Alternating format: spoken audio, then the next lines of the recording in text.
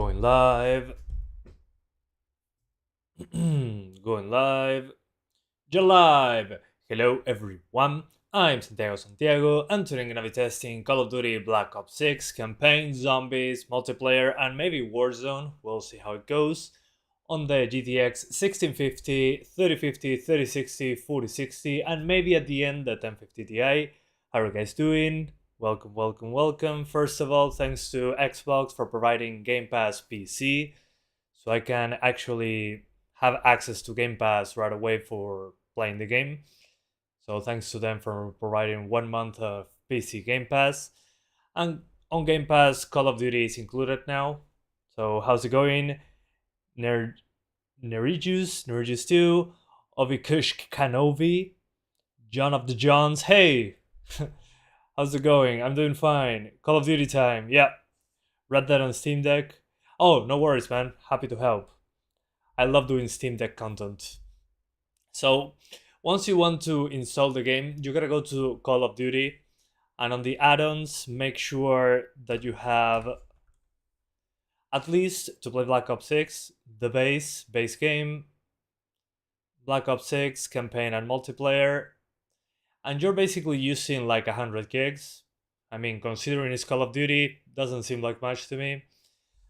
But before starting, I wanted to show you something. Not sure if you guys already knew about it. There's a channel called Benchmark King.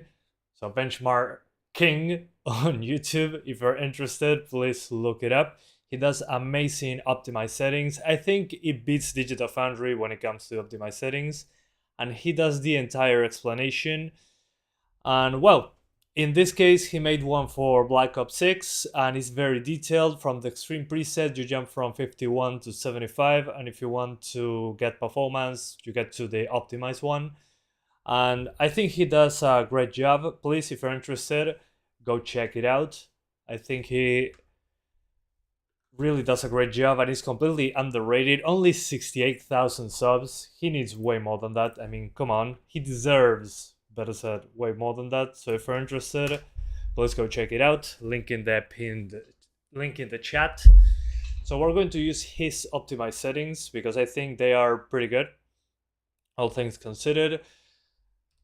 Because, well, I've been playing with his settings actually.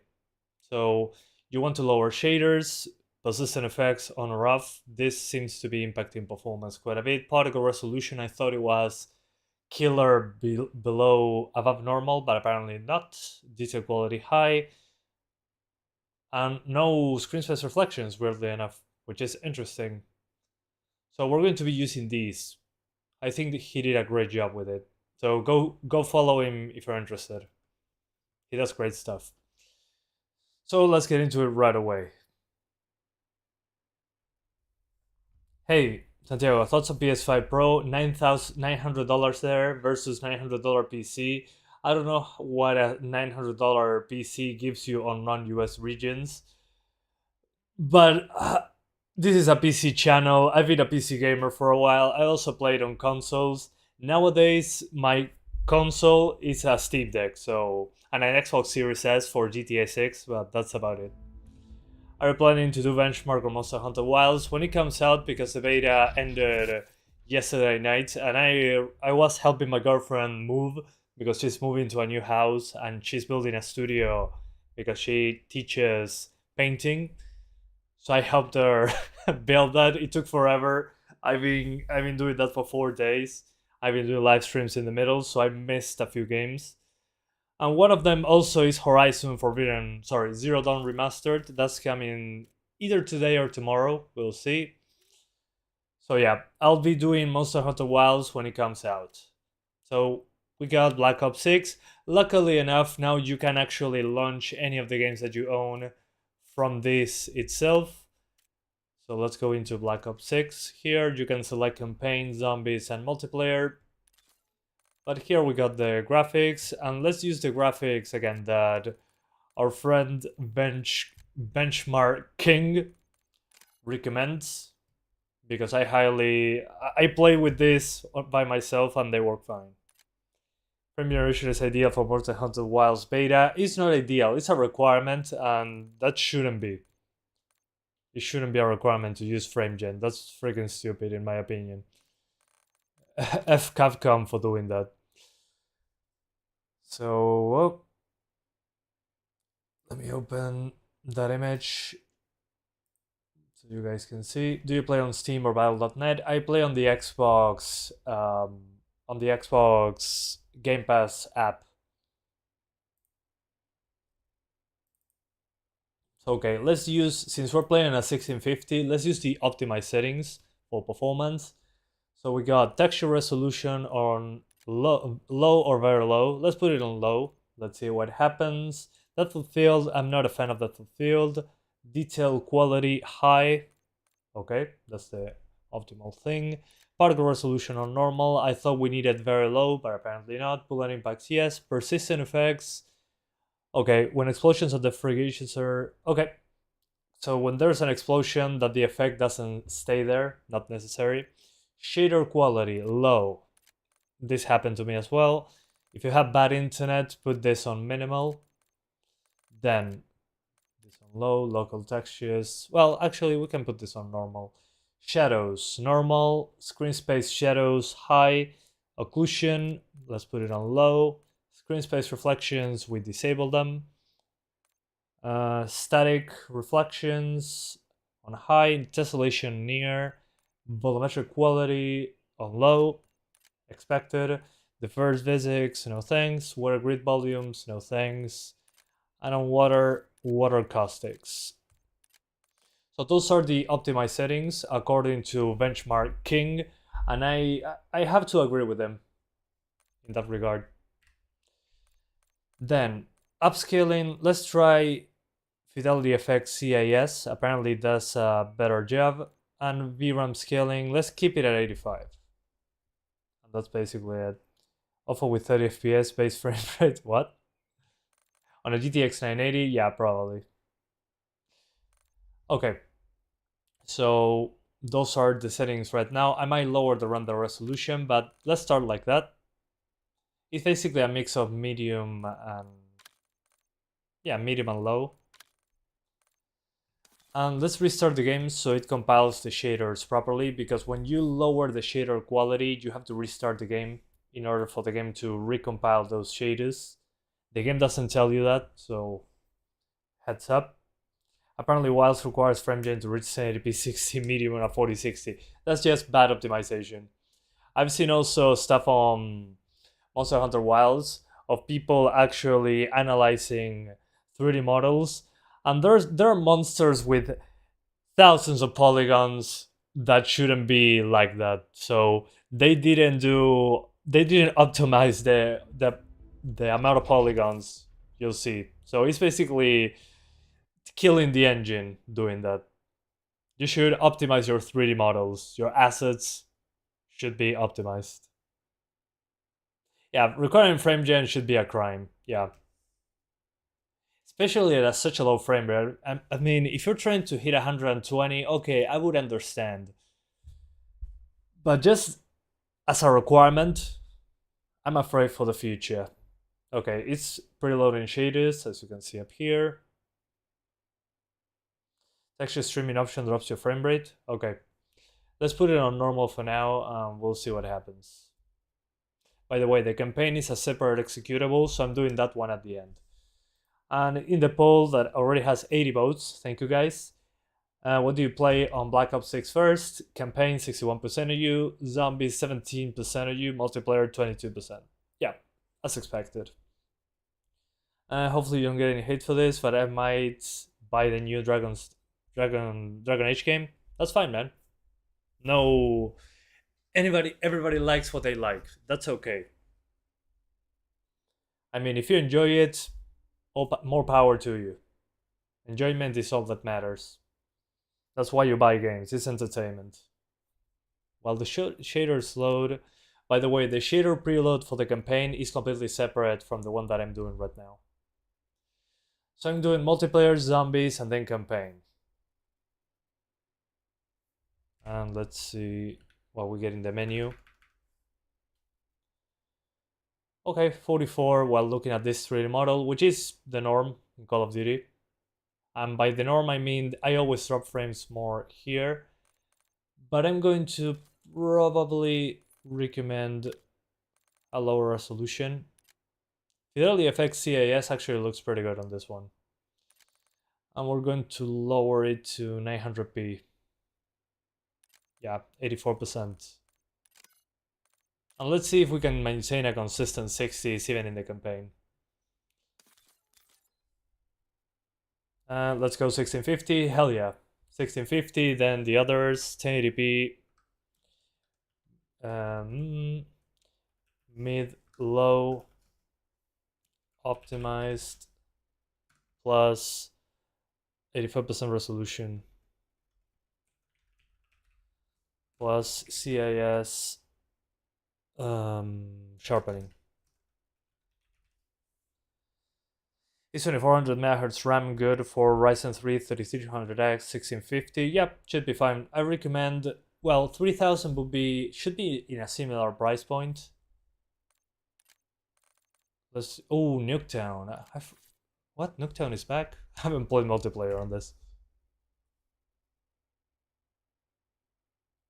Did they send the game for testing or you bought it? No, they sent a copy. They sent me a month of PC Gamepass. So this game is included with PC Gamepass. So usually Microsoft, when they publish games, they send me a month of Gamepass to play the game on stream. But I never get a code for Gamepass games. I get a month of Gamepass, basically. So thanks to Xbox for providing a month of Gamepass. That's why it's clarified up here. So again, this is PC Game Pass, it's not Game Pass Ultimate. You don't need Game Pass Ultimate for this one unless you have an Xbox. 7700 XT versus 4060 Ti for 1080p at the same price. How much VRAM on the 7700 XT? By the way, do you like DLSS? The only reason I'm recommending Nvidia lately is because DLSS is way too much of a win if you have an RTX card.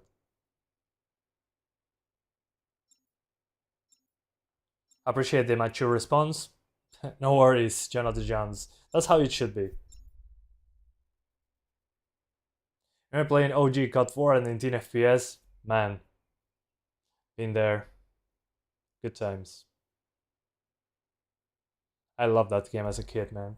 Well, I played it on a cafe, cyber cafe, they're called, back in 2009, I think it was. And I was blown away by the campaign. So I wanted to play it, but I had a PlayStation 2. At that time I got a Wii, and a few years later we got Call of Duty Modern Warfare Reflex, which was Call of Duty 4 for the Wii, and I played the hell out of it. I maxed out my character. It was awesome. Am I locked to 60? Yes. Do not do that. Menus, sure. Unlimited. Okay. So here I consistently stay at basically 900p with a sacrifice to shadow resolution, but I think that I should actually use dynamic res for this one,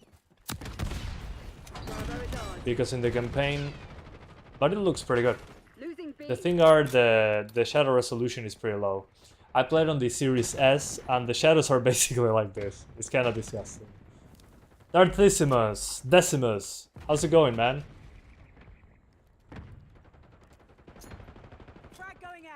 By the way, is the audio for the shooting fine?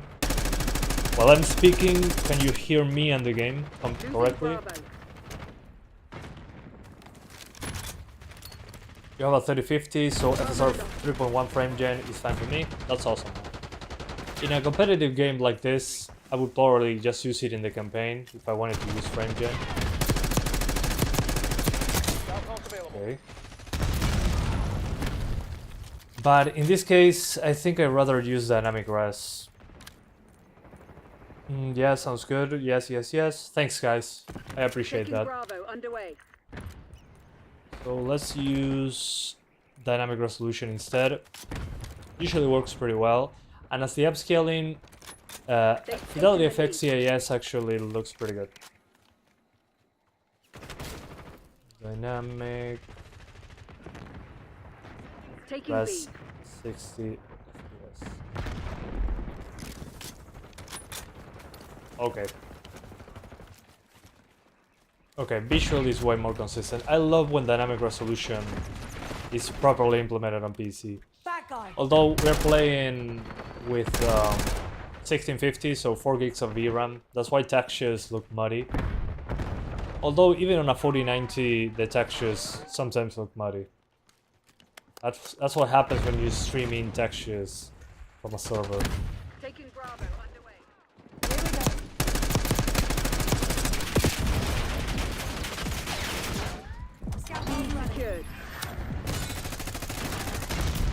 Sí, pero JC el tema es que se llena la memoria de video y a veces hay problemas con eso.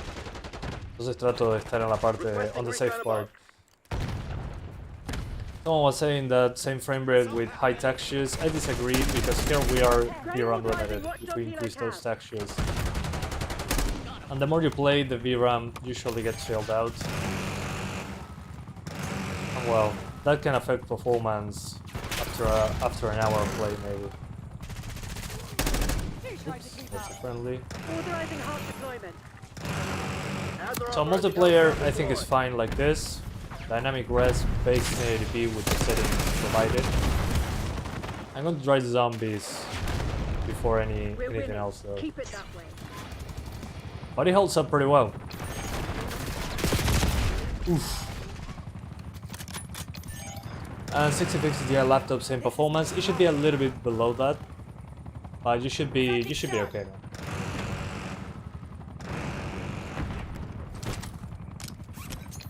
Oops, wrong button.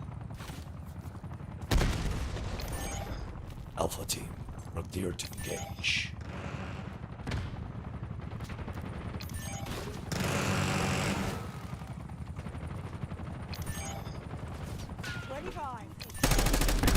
Behind that. Alright, once this match is over, we're jumping to zombies. I'm pretty satisfied with this setting, actually. Only, well, the sacrifice to shadow resolution is a bit disappointing. But we're on a 6050. I mean, I cannot complain about this performance. This is an old map. Yeah, but it actually drops frames pretty hard sometimes, especially in this corner right here. Maps are not large in this game, unless you're playing campaign. There's a way larger map. Come on, pop your head out.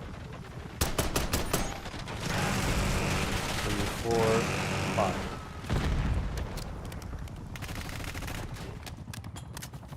I know this is an old map, but it's not the same assets as before. But we have the campaign to double check the performance, so don't worry. Lowtown is the most demanding map. Let's get to it then. Lowtown. I don't know if I can choose the map. Kill Order, Gunfight, Nuketown. Yeah, the thing with Nuketown is that I can pick it up as many times as I like. But sure, let's try that super quick. Let's see if we can actually land on Lowtown. But after playing the beta, I'm pretty happy with how this turned out. There's less broken textures.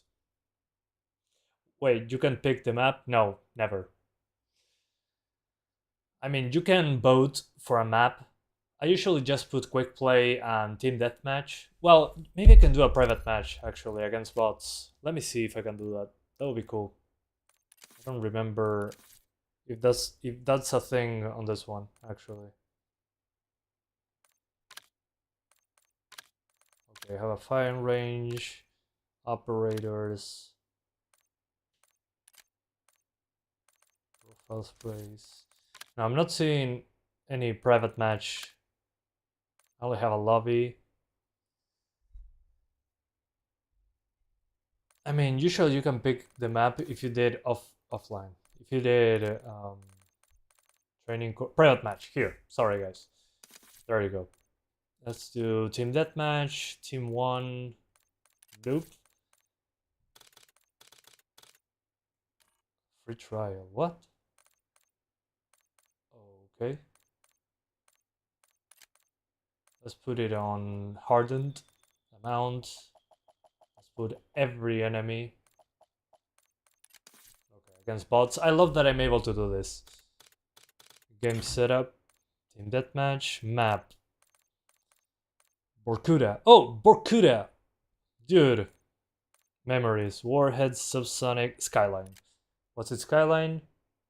Lowtown. I don't see Lowtown here. Lowtown. Never mind. Found it.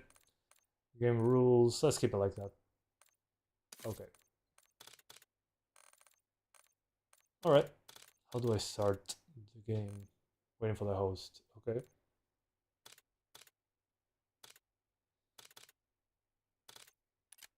Oh. I hate the UI in this stuff. Your mother made me... Your mother made you some very nice homemade butter biscuits. She's the best. You're lucky. You're a lucky person. No, you cannot pick the map if you're playing online, but if you're playing against bots, you should be good to go. Sí, la 3060 también. Está todo en el título. Okay, we're in the demanding map. I'm on my own. I made a mistake. So I'm going to die every 2 seconds because I didn't actually choose teammates. They're all the enemy. Look at them! All swimming! That's so funny. Hold up.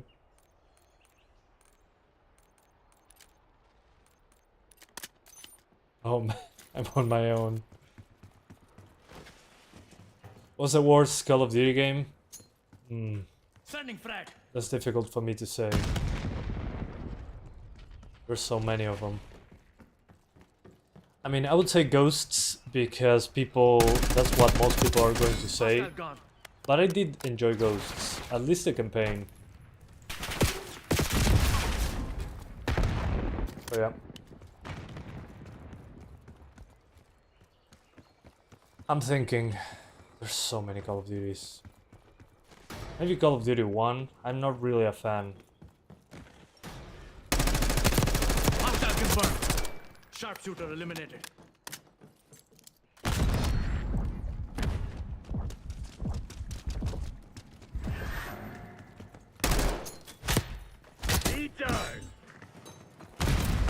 Oops.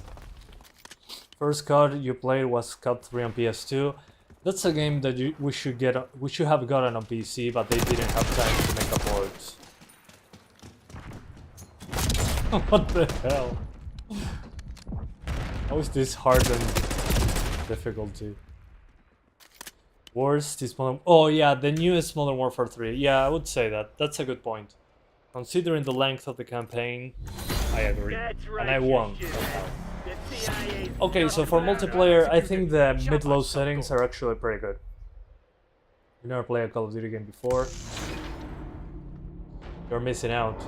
Look, my one kill was the best play.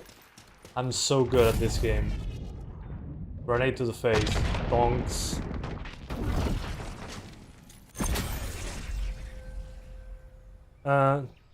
¿Todo bien, Elian? Sí, a mí me re gusta de la campaña. El online no soy mucho del online, la verdad.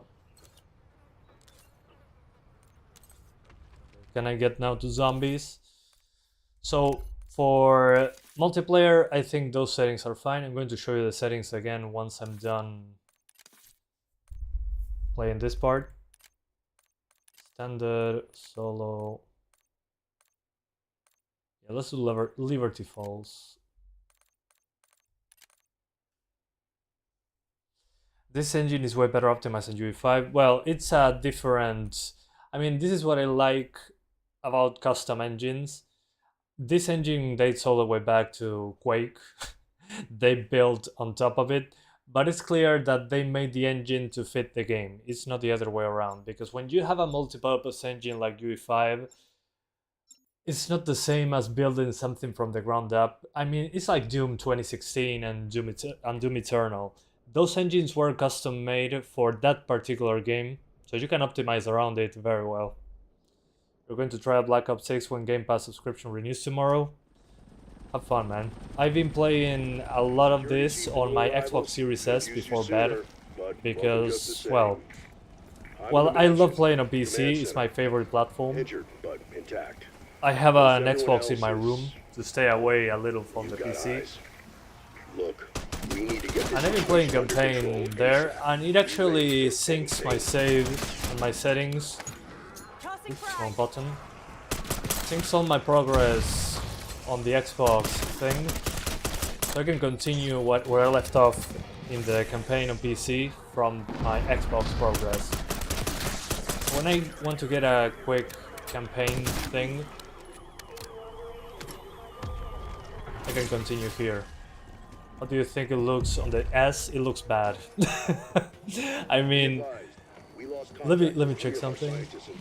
The shadows here on the Series S look like the shadows at that distance, but the entire shadow. So it's bad in comparison.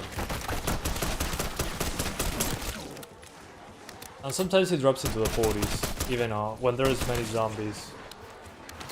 So it looks okay, but in comparison to this, it looks bad, in my opinion. I think one of the differences is that it has reflection. But I turned those off. But on the Series S, the shadow maps are very low resolution. It's quite disappointing, actually. Its tech engine is very good. Yeah, I mean, all engines have the potential of being good as long as the engine is built around, usually, what they want to do with the game. In the case of Doom, it's one of the best case scenarios, say in some way.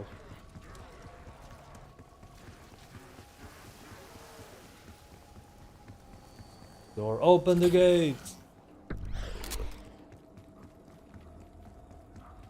Sí, lo dejo siempre prendido, JC.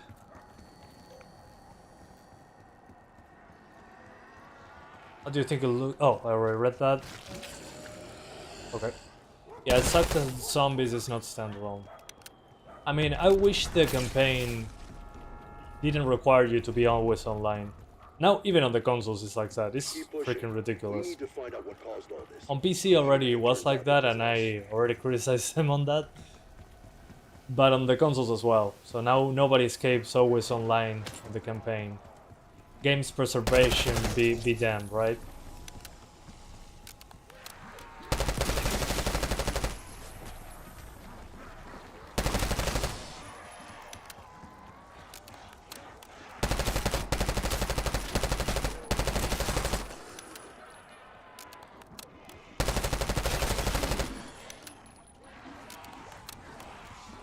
Thanks to PS4 and Xbox One. Yeah, good point. Yeah, I don't even want to know how it looks on Xbox One. If on Series S the shadow maps are pretty low res. But I guess next year Call of Duty is probably going full on current gen. I hope. It still looks good though, don't get me wrong. I wish they kept ray tracing from Black Ops Cold War.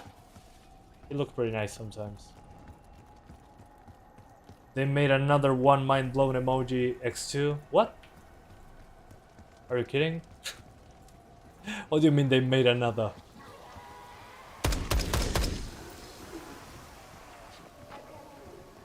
And in comparison to the Xbox version, I'm an aimbot on PC in comparison.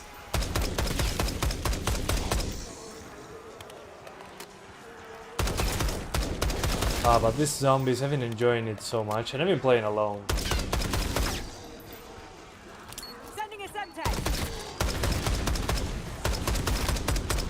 But the game seems to be holding up pretty well, despite the zombies on screen. Let me open a few doors, so I can show you where I drop frames on the Series S. You know, it's using the ETech 9, hopefully Indiana Jones. Oh, Indiana Jones is using ETech 9, I didn't know that. I thought it was going to be something else, but it makes sense. Even the Wolfenstein games are on that engine. Well, in a older iteration. They've been even on the Switch. I have hopes for Indiana Jones. Looks like a fun game. It's funny because Indiana Jones is not from my era. I mean, the original movies are way older than my generation.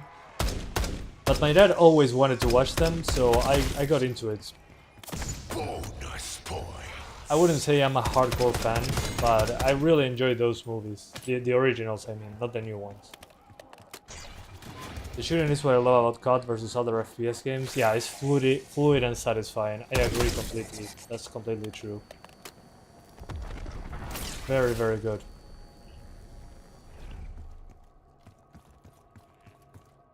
I was trying to fix your teeth, but I might have gone a bit too far. Any other zombie? AK-74. Maybe later.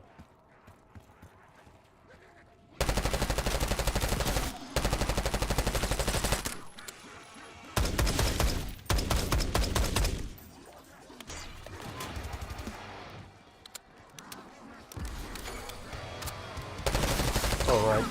In a moment we're getting to the campaign, don't worry. I'm getting there. I want to advance a tiny bit further over here. So this is where I drop frames to the Series S. Standing here looking into the distance, and I'm seeing that the resolution is dropping, so this is definitely one of those pain points. But on the Series S, while I drop frames here, the dynamic resolution still did its job.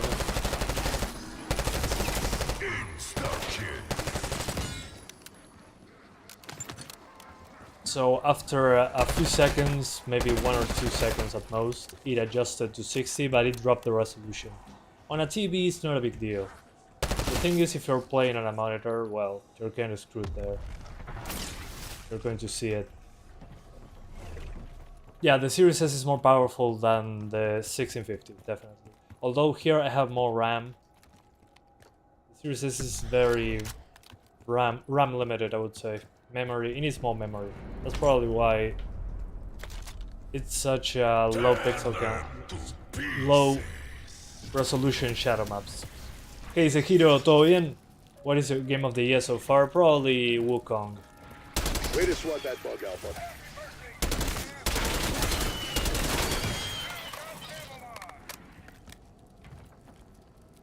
I'm still playing a lot of Wukong as A well. lady should Although always be proper. I'm and I really just enjoying proper this stopped Call of you. Duty. I think they did a great job so far. But as you can see, we're good on zombies and multiplayer with these settings. It doesn't look bad. I was expecting way worse than this, honestly.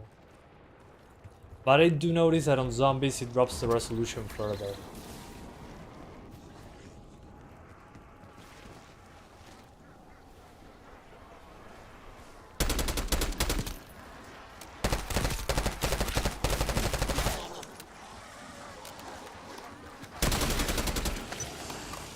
Okay, so I'm in round 7.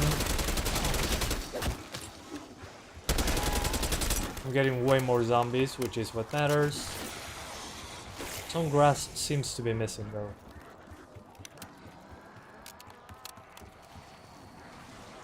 Okay. Let's save. Oh, there's third person view. I didn't know this. What the hell? That's so cool. What? Oh man. This is awesome. I just noticed that you can switch to third person. I know that's not the nature of Call of Duty, but yeah, the animations are clearly not meant to be a third person. But I just noticed this. This is awesome. I like having the option.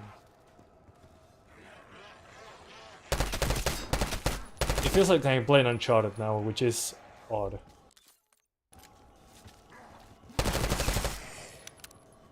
Oh.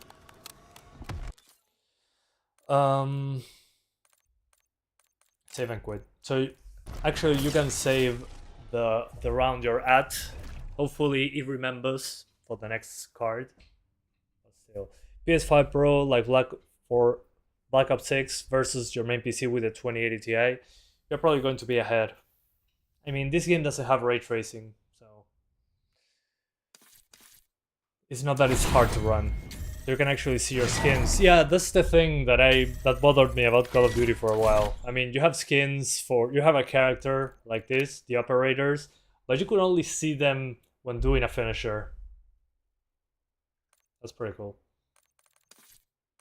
Okay, let's go campaign. Unfortunately, the campaign is a separate executable.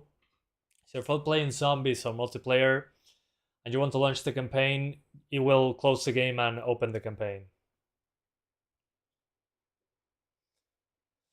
I argue last year was better for games. Yeah, this year was super slow for games. I was a bit worried about making videos this year due to that. But after Wukong came out, a lot of games started releasing. I'm guessing this is like a gap year for GTA 6 next year. And well, more awesome games they announced. But I already kind of predicted this last year when I was... Let it restart. After required restart, yeah, always. Yeah, God awful launcher. They improved it a tiny bit, and now you can actually launch the games directly from the HQ. You can choose the game instead of going through 3 restarts, but it's still a pain in the ass. Will you stream the new Indiana Jones? Obviously, without a doubt. Stalker 2 will run better than Monster Hunter Wilds beta. Well, at least Stalker 2 is... Okay, we're here. At least Stalker 2 is a UE5 game, so tweaking that shouldn't be difficult. Okay, so inside the multiplayer, the campaign. Okay, it remembers my settings, that's good.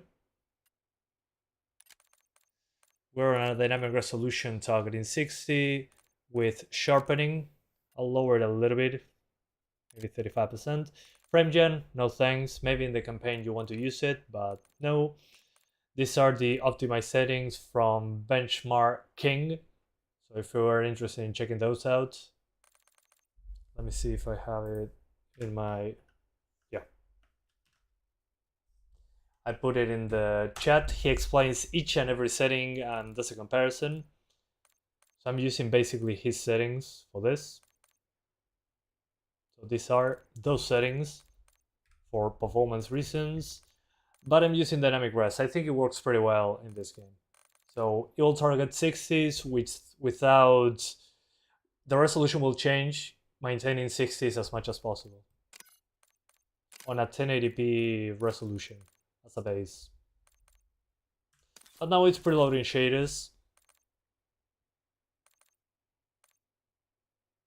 And I don't want to spoil the campaign. I think the first mission should do. I don't even remember this play. Oh yeah, I didn't remember now. Never mind. This is probably the mission that takes quite a bit of CPU, actually. First mission is really demanding. Yeah, doesn't look particularly great, the first mission, but it affects performance quite a bit. I'm guessing due to the effects close to the camera here. So I'm using that one to avoid spoilers. The shaders preload is almost done, 70%. Oh, by the way, I forgot to change the FPS counter a little bit because I think the green color doesn't fit 100% perfectly. I'm going to update that very quickly. Monitoring screen. Let's put it on white, a white color, so it contrasts better with the background. There we go. Yeah, much better. So now you can actually read whatever the background is.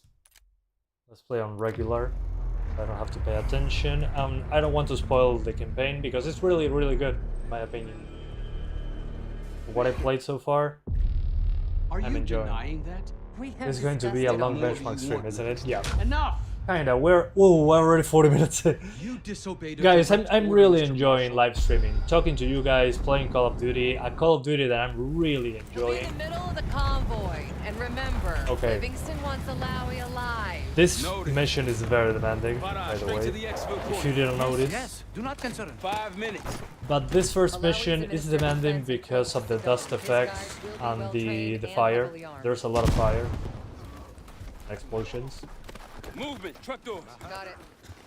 There's that shooting I So remember. yeah, 60s here. I think it'll require more adjustments to the resolution.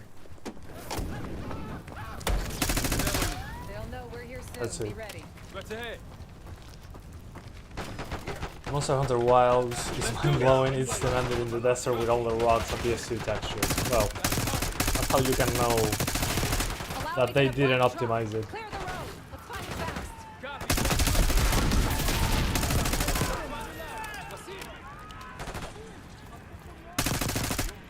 I mean, this part dropped frames for me even on Series S.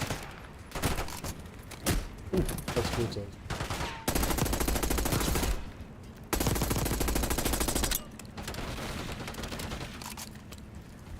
By the way, guys, I also played this on Steam Deck, and on Steam Deck I highly recommend you play it at 40 or 45 FPS. So keep that in mind. The area engine is clearly not made for open world games. I agree. You can see Dragon's Dogma I 2. got it. Stay calm. It's perfect for linear games like CIA? Resident Evil 2 Remake. Deal. RE4 already was pushing it pretty hard. Colorado, you I can tell on the phone screen, but does it look sharp and detailed enough? Yes. Let me zoom in for you so you can see on your phone. The shadows are a little bit wonky, You won't stand a and this is an effect. They haven't spotted This is us. how Let's this keep it that character way. looks. Come on. Let's wait for the gun to go up. Let me get this straight, Mr. Who are these people? The Pantheon is composed of former European and US operatives. It looks good. I don't know who leads them. They're blocking Some our textures, as you can exit, see though. there, Calling reinforcements of don't weight. look particularly great, The hell with that. but I think it All right, looks come good. in. We're headed your way. No, we're compromised. The hair has Alawi some will slow us pixelation, down. but that's to be Lyle, you expected. going with us to the Pantheon? Black screen 6. I'm going with you. Damn it, Troy. Smart man. Case, let's start by So yeah, softening them. actually, I think it's pretty competent when it comes to resolution. Just looking at the gun, there's some pixelation on the shadows. Unfortunately, that's one thing that I've been having trouble with.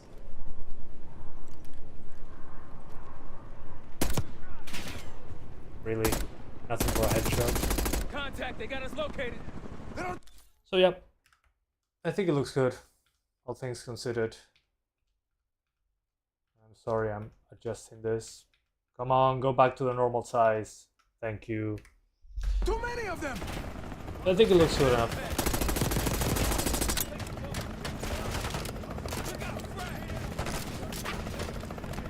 And again, this is one of those missions that for some reason drops pretty hard when not looking particularly amazing. No worries, man. Yeah, I mean, Black Ops Cold War, I think it had a more contrasty look than this one, which in my opinion looked better. But remember that Black Ops Cold War also had ray tracing as an option.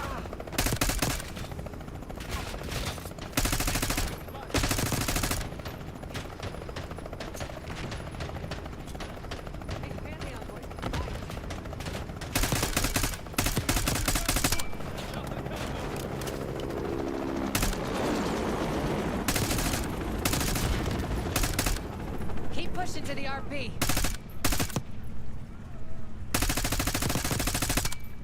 Okay.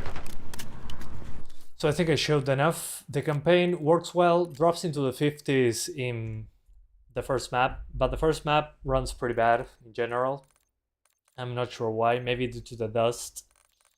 So in my opinion, 1080p or 900p with dynamic resolution targeting 60, fidelity effects, contrast adaptive sharpening at 35%.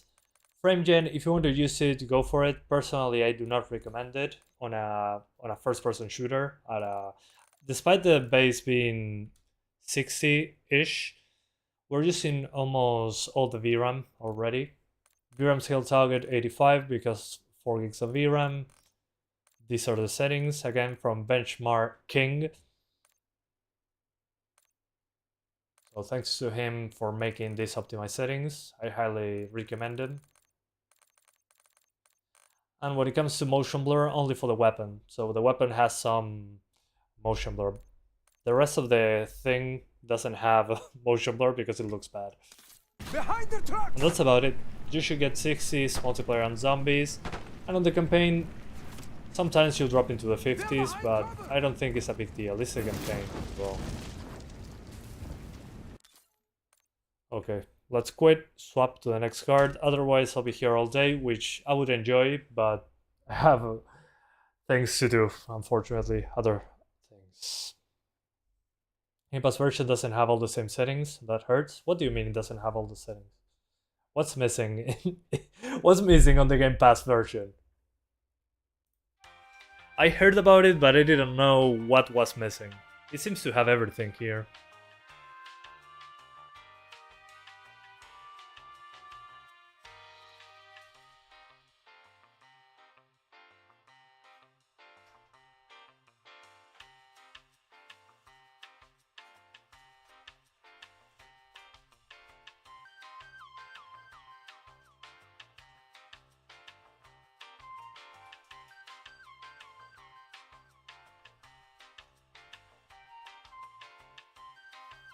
Here we go.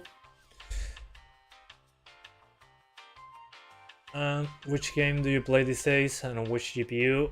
My main GPU is a 4090, and on PC I haven't been playing a lot. I've been playing Forgive Me Father 2 because it was Halloween, but I've been also, let me see what I downloaded. I forgot. Well, Red Dead 1 at 8K, Dragon Ball Sparking Zero, Wukong. I've been playing that, and this Call of Duty because, well, I'm enjoying the campaign quite a bit actually.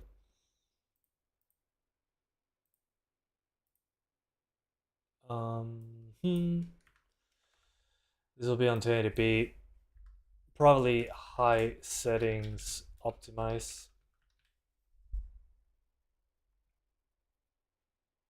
And we'll see what, well, we're going to be using DLSS probably. But DLSS on a good, one of the good presets. Hopefully it doesn't look soft with DLSS. The Xbox One here. Call of Duty.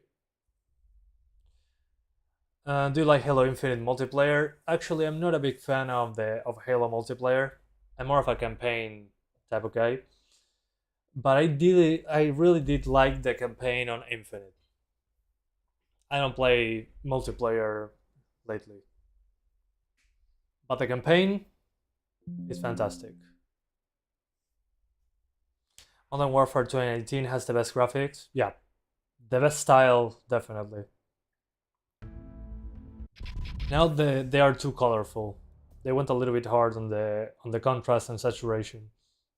In a bad way. There's not enough. I wish there was more contrast between shadow and light. That would be good. The Gamepass version doesn't have all settings. You don't have frame gen except AMD in campaign mode, and dynamic res is not there. What? But I'm using the Gamepass version and it has those options. You need to hit first the game that you want to play, and now graphics should show up. If you're on the main menu, the graphics don't show up for some reason. Okay, we're on a 3050 1080p, and let's do our friend's optimized settings. First of all, let me enable DLAA with a 35% sharpness. Texture resolution, let me see the settings. Okay, normal for 8GB GPUs. I'll put it on high for 8GB GPUs anyway. Depth of field, I don't like it. Detail quality high. Particle resolution normal. I'll increase that to high. There's a significant difference in the first mission. I'm not sure about this one actually. Let's keep it on high. It's going to affect performance, but if you're using upscaling, persistent effects, sure. Medium shaders, this affects even the reflections. Local texture, normal. Shadows Shadows don't look amazing on normal. They look good, but not good enough, in my opinion. Shadows. Let's put them on high to have some extra draw distance for the shadows. Screen space shadows. High occlusion and space lighting. This is basically ambient occlusion. I'll put this on medium actually. Screen space reflections disabled. Apparently we already have good static reflections. Desolation near. Sure, why not? Volumetrics, medium. This is going to be heavy on the first mission. Deferred physics and grid volumes, no. Okay, something like this. And let's see if it stays at 60 or we need to do a few adjustments. Maybe we're targeting 120 if necessary. And it's preloading shaders. And you have screen tearing in Hello Campaign 1650. What's that reason? Enable VSync. Unless you have a VRR display, at that point, you shouldn't have tearing. Even with shadows on normal, we don't have amazing. By the way, this is stuttering because we're loading those shaders for the first time. There we go. We're doing a private match.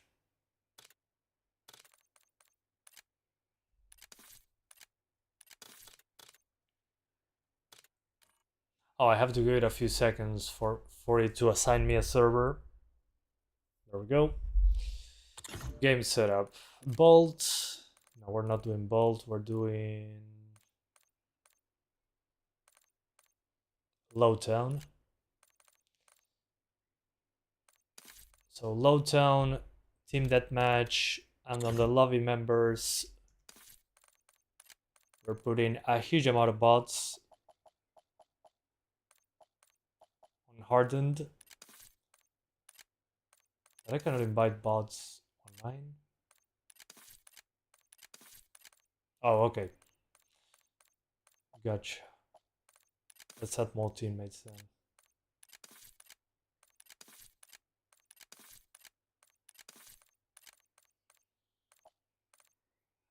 And let's put the bots on hardened. Okay. This should make it a little bit heavier than an actual match. Any plans to get the PS5 Pro? No, not really. I'm a little bit done when it comes to testing consoles. Although when GTA 6 drops, I'm going to play it on Series S and analyze visuals and frame rate. I think it will be interesting.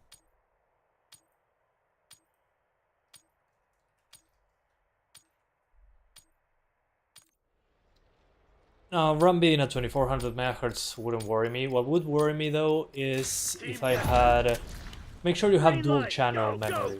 Dual channel is so important.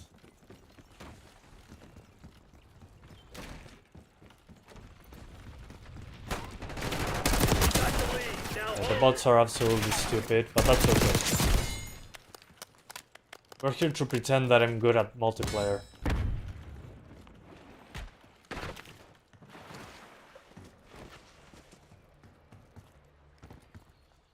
Okay.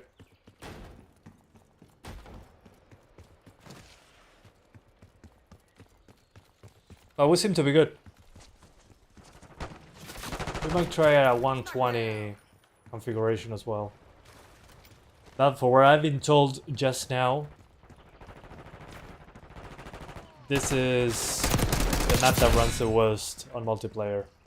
I could be wrong though. I just heard it from one person. This is without any upscaling, so that's actually perfect.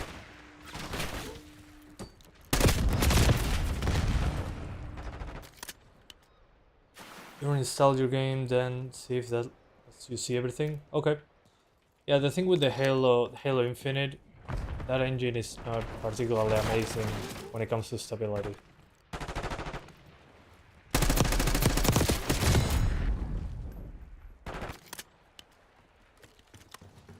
Okay. We seem to be good. We've lost the lead. Let's try getting 100 FPS. So for that, I'm obviously using DLSS performance. Okay, DLSS performance. And let's drop shadow quality to medium.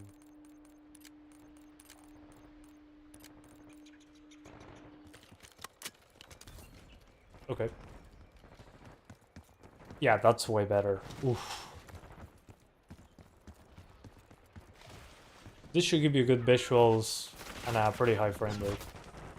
I know the performance DLSS is aggressive. It's 540p, but it doesn't look like 540p.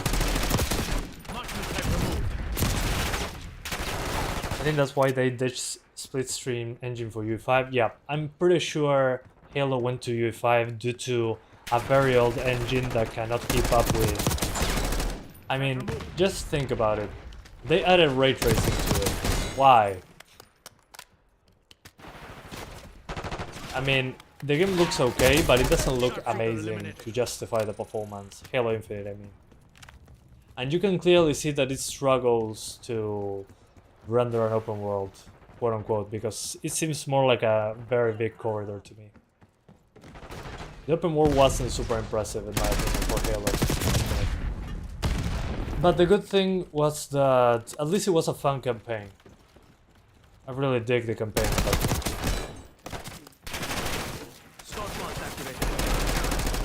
Oops.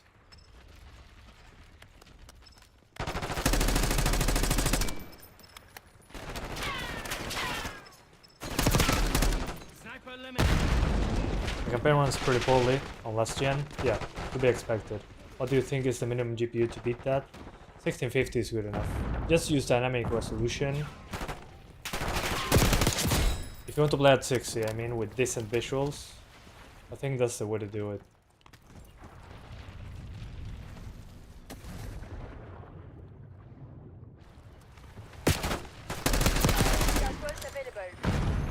Scout bus running. Okay. Multiplayer is fine, you can get hundreds as long as you use the DLSS performance, which I think, again, looks good enough. Let's see quality. We jump from 113 to 95. You can even use quality DLSS. Multiplayer. Okay, let's get to zombies. Mission shit, I'm pulling the plug. I just prefer DLA or DLSS for this title. Frame gen not logical multiplayer shooters, I agree. GTA 6 on 1050 Ti in 2027, that would be fun. Rest easy. You wouldn't. Oh, alright, what's that?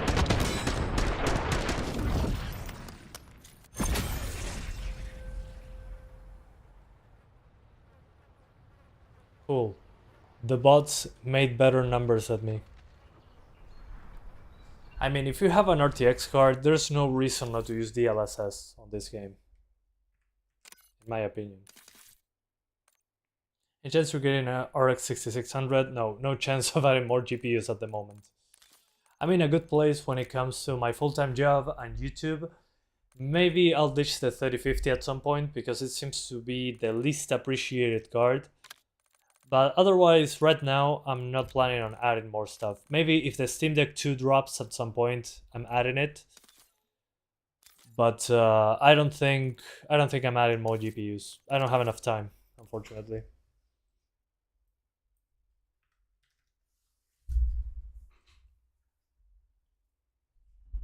Okay, zombies, select mission.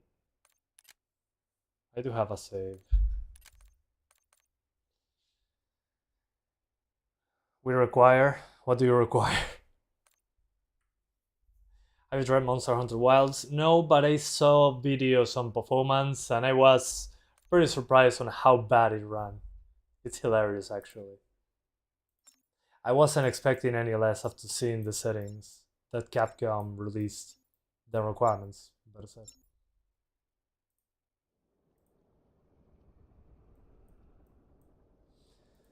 So yeah, not surprised. I'm going to play it when it releases. It was the weekend, I wanted to rest, and I had to help on my girlfriend moving houses. Okay, zombies. Yeah, zombies appears to be running even better actually. We're with DLAA at the moment. Okay, never mind. We're dropping in this specific spot.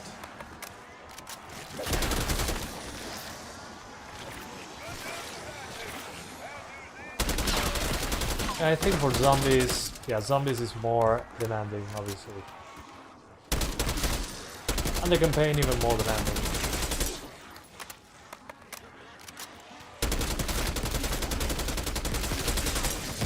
I love though that you can actually save your progress and continue this later.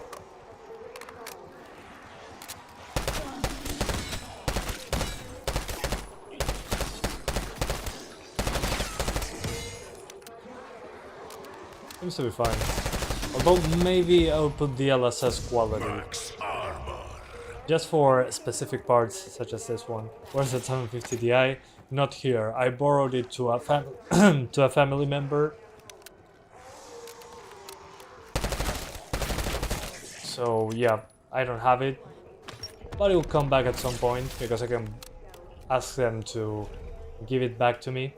So don't worry, I'll be doing some tests in the future, probably next month actually. I wanted to take it back for a few days and test new stuff on it.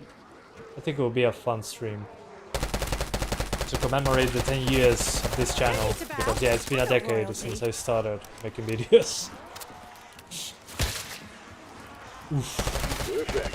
Keep wasting those little shits on sight. That's how old I am at the moment. I'm about to be 29. Sending incendiary.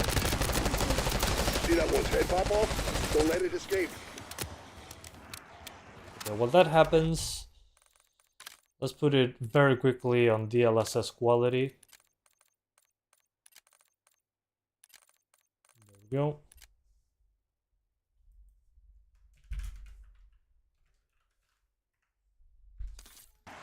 Love to see a 6600 instead of the 3050. Yeah, we'll see. The thing is, the drivers, I have to, if it's a separate brand, it takes longer because I have to literally reinstall the driver each time. That takes a lot of time. My favorite egg yet.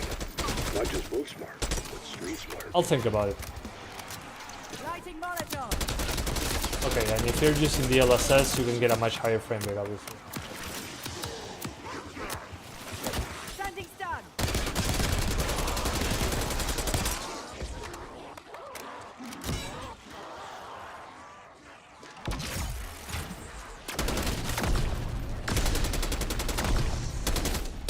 I'll probably recommend you actually use DLSS on zombies.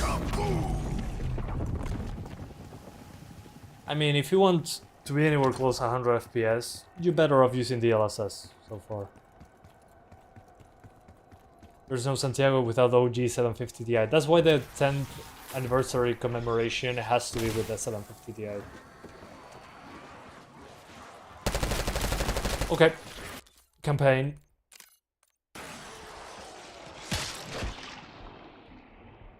Long time no see. I'm doing fine, dynamic duos. What about you, sir? 6700 XT needing frame gen to get 60s. LOL.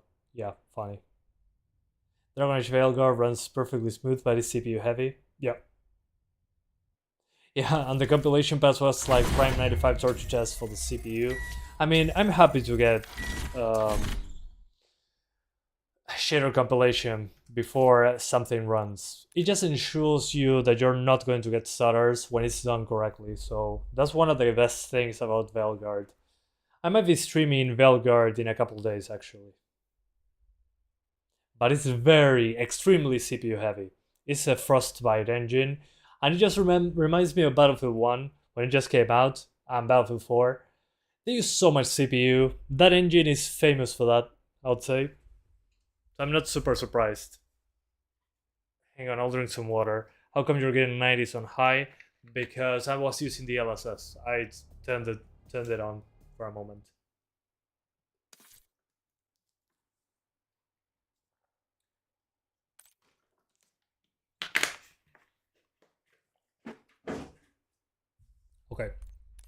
Campaign, I'm expecting with DLAA 40 to drop frames. Let me see if the settings are done. The same. Again, these settings are taken from Benchmark King. Benchmark King. If you haven't seen it, please do. His video is fantastic. I left it in the chat. But this is to get good frame rates while maintaining as much quality as possible. The thing is that screen space reflections are off. I'm going to put them on normal for this, just to have something else. It probably doesn't add much. There's a lot of static reflections, but I think it adds a little bit to the game, in my opinion. DLAA. So now we're on native resolution. I'm guessing, again, here it's probably going to drop below 60, but we have DLSS to improve that, at least on this card. The water bottle seems pretty tiny. Yeah. That's what she said. Is it on Core i5? Yeah, i5. 12700F? Yeah, faster on this CPU for sure. Same GPU, getting at 1080p, getting 120 plus. What are your settings? DLSS, all that. That makes a difference. I need to know. Contact, they got us located. Yeah, as expected. Yeah, on the campaign, use upscaling. Don't even try. At least on this mission.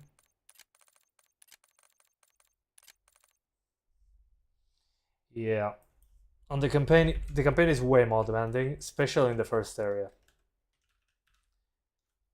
Quality.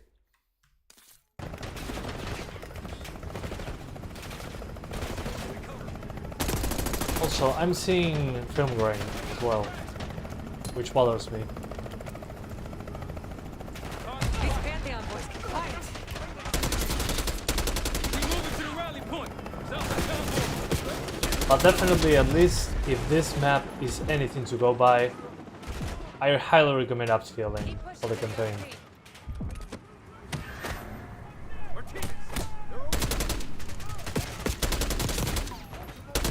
It's funny because this is one of the worst looking levels in the campaign by far.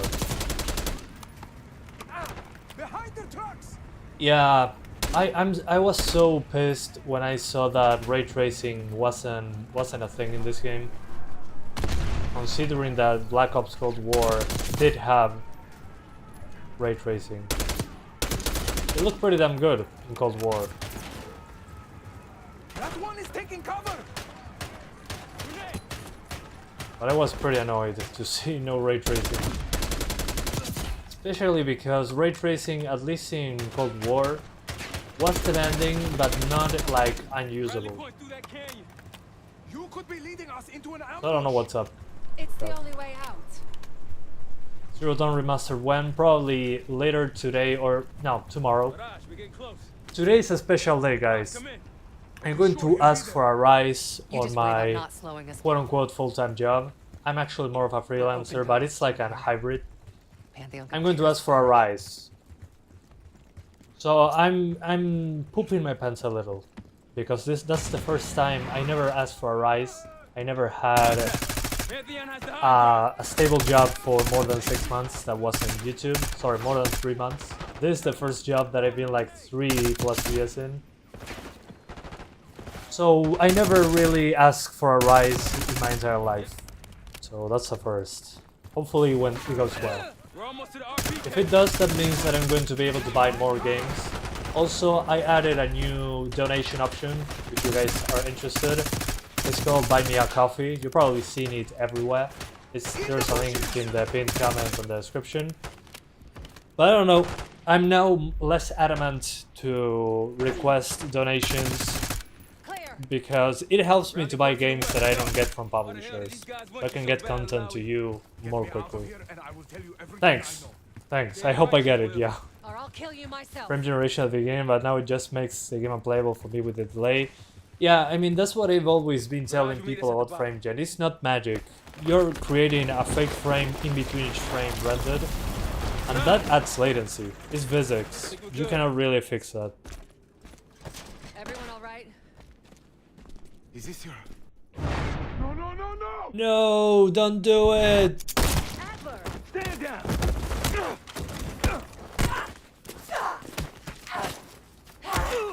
Anyway. Wait till So no spoilers, as promised. Settings that I would use in the campaign: DLSS quality, 35% sharpness. Frame gen, I mean, if you want to enable it, we jump from 72 to a crash. Okay, from 72 to 67, 68.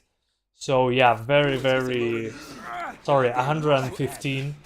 So if you want to use frame gen, you can, but there are bugs, visual bugs, as you can probably notice. So I do not recommend you use it, but you do you. Play zombies or no spoilers, yeah, but the zombies is not as demanding as the campaign. So these are the settings that I used. Personally, I highly recommend, at least on the campaign, that you use quality DLSS. Otherwise, use DLAA on multiplayer. And if you want 120 on multiplayer, performance DLSS. And on zombies, if you want to avoid drops into the mid-50s that are pretty rare, put it on quality as well. But otherwise, I think these settings look good enough. Again, the base resolution is 1080p. But again, I think it looks good. I've been playing this on Series S. It looks way worse than this. Obviously, it's a slower system, but still, I think it's worth mentioning. What are you excited for next year apart from GTA 6?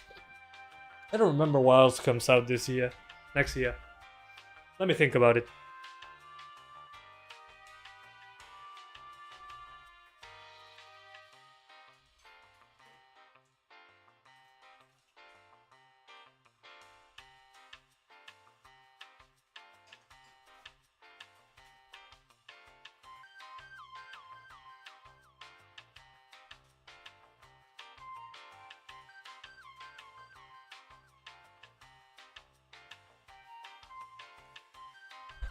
Flight Simulator 2. Oh, you mean Flight Simulator 2024? That's coming this year, actually, I think. 2025.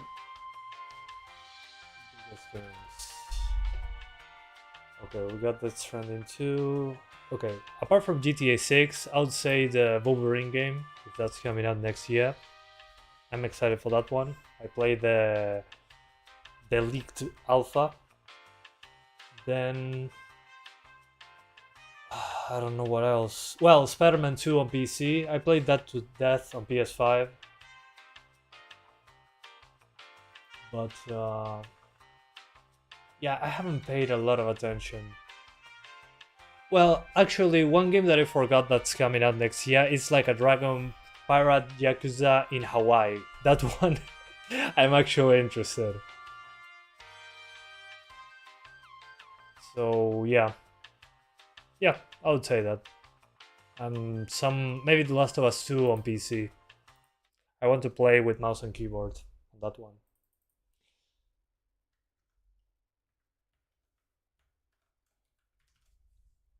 Okay, back in, we're now in a 3060.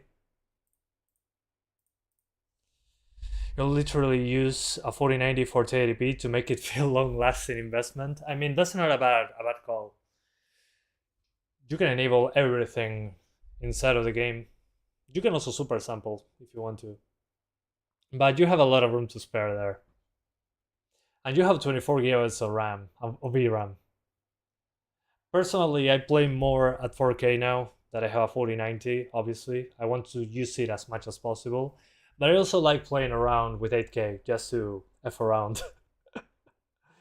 But for the 4090, if you do 1080p, I mean, if you're playing Alan Wake 2 on 1080p on a 4090, with all the settings cranked up, you're going to get a little bit over 60. I mean, that game will really push your 4090 to the absolute limits.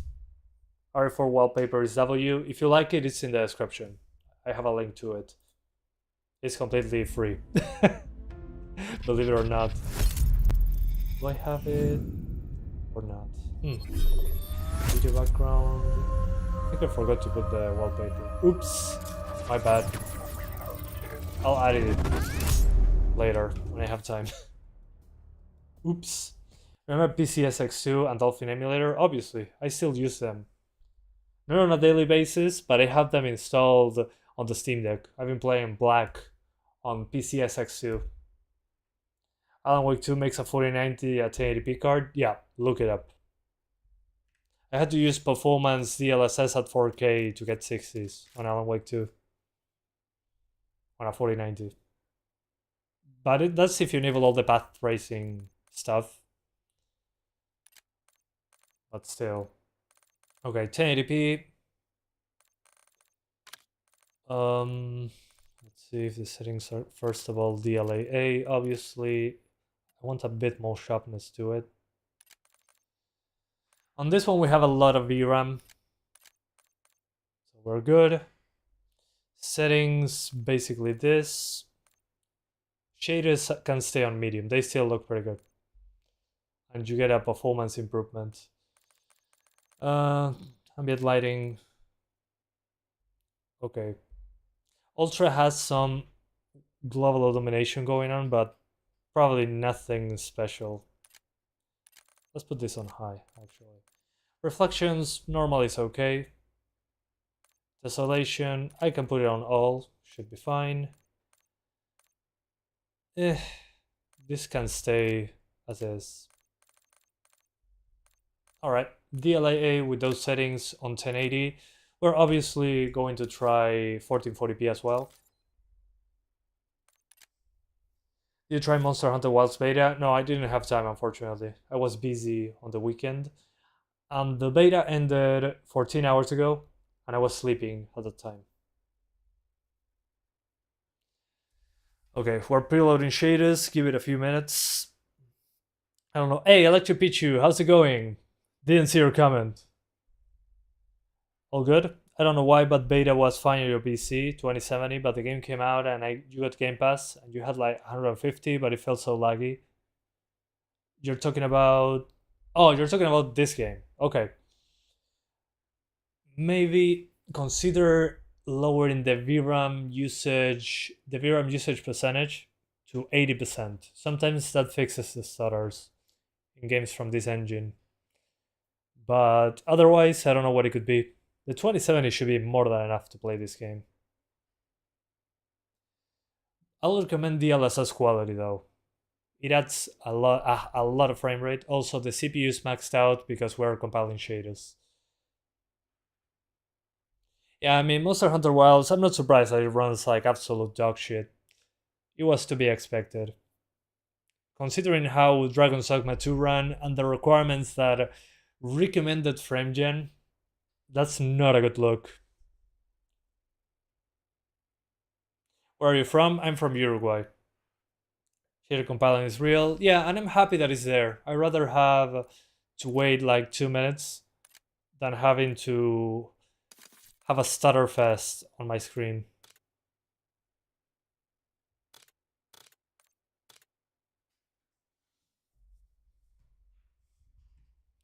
So I'm doing online multiplayer with bots just because of the fact that I can choose the map.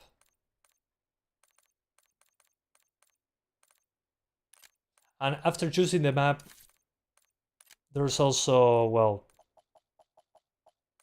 bots with me. My team will be stupid, and the enemies are going to be smarter. Let's put them, actually, let's put one of the bots on veteran. I'm happy that you can still play with bots. It's still online, but hey. Dragon Age Veilguard sales also failed terribly. I'm not surprised. I'm not surprised, but I'm happy that we got a good PC port at least. If that's good news. Too bad. I mean, I wish all games had as good of an options menu as Veilguard.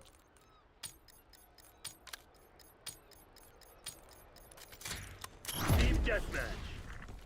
Eliminate all threats. Okay. That's expected. Over 60 on multiplayer.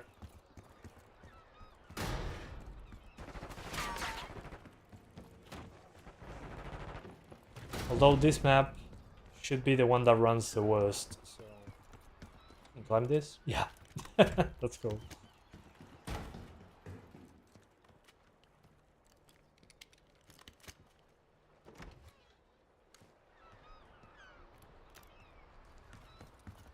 Oh, why do I always miss the enemies? They're probably shooting me in the back.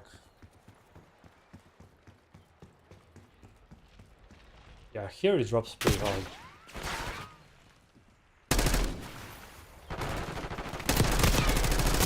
Nice, he got stuck on the drone. Yeah, it drops really hard. I'm thinking it's the screen space reflection.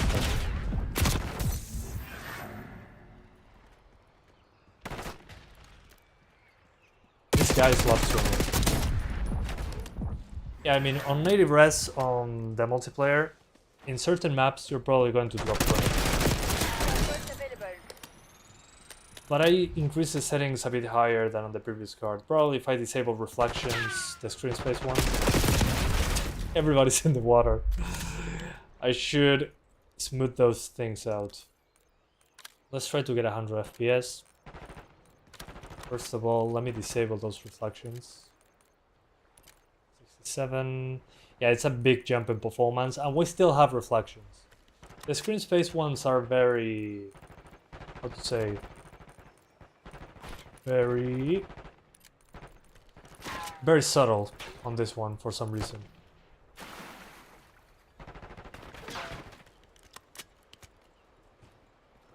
But again, if you're playing multiplayer, my advice is to try to get a higher frame rate. So some of the sacrifices that I'm doing to reflections, in this case they give you like 8 frames more. Santiago Shadows, yeah, I have my own. Like everybody else. Otherwise you're probably a vampire. Enable DLSS, let's play with 100 plus FPS, here I am. Ha!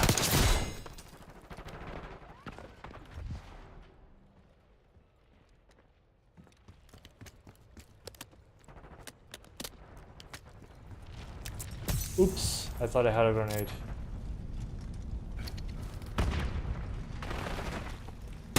I don't know why the bots love being in the water. Oh, those are dead.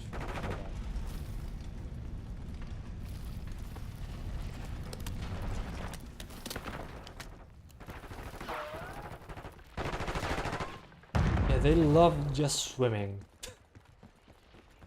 That's funny.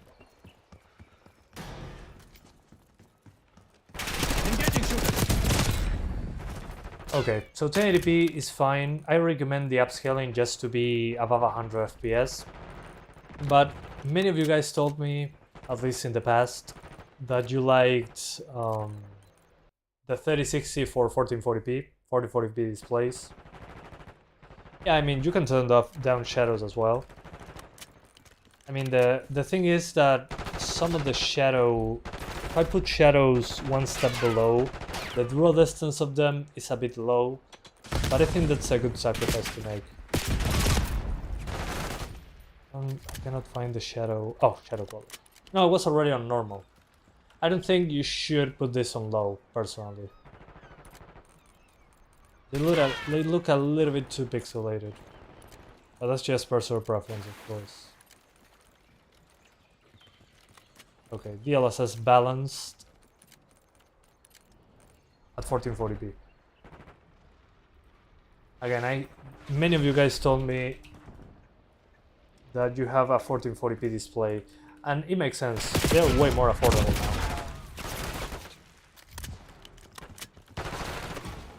But if you want higher frame rates, 1080p. Clean shot. It looks so much sharper, it's ridiculous.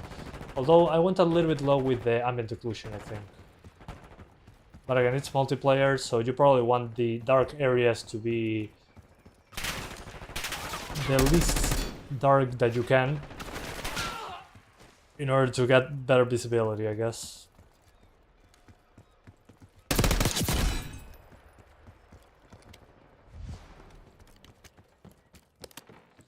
Nahuel, ¿qué tal? Yo a ti, señor.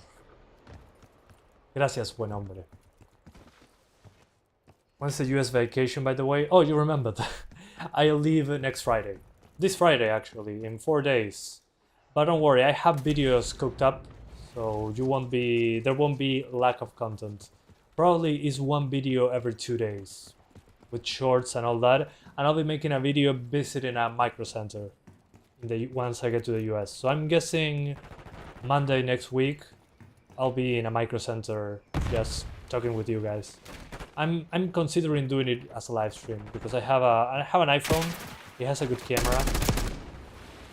And maybe you want to see live some stuff, especially me being from South America. Tech is super expensive. I think it will be a fun experience. It all depends if I have good internet in there and if they allow me to record, which I don't think will be an issue. Where are you going? I'm going to Miami, Orlando, and New York. Here we go. But I'm the most excited about is Micro Center. There is a store in Miami that they opened up 1 or 2 months ago. And I always wanted to go to one.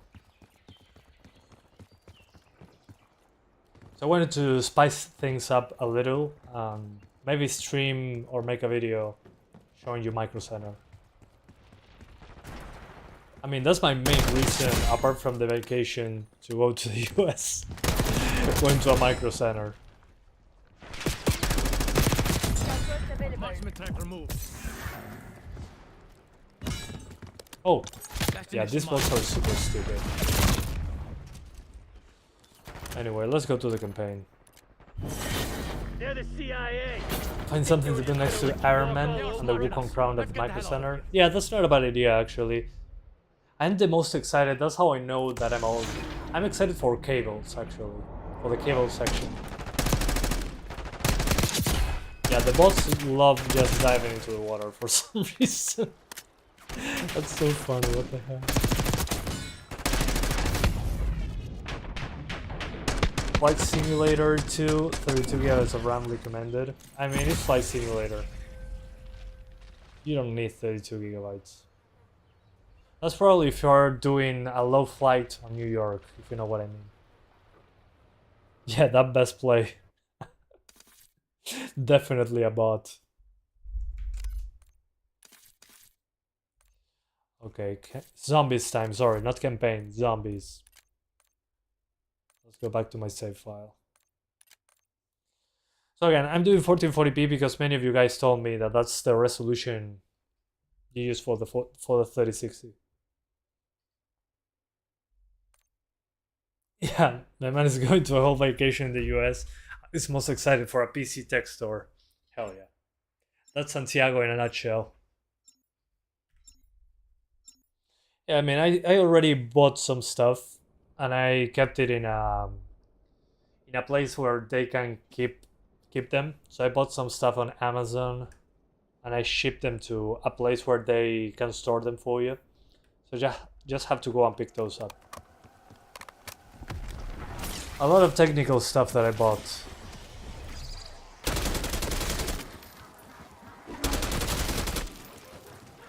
Oh no, Dr. Billy Tier.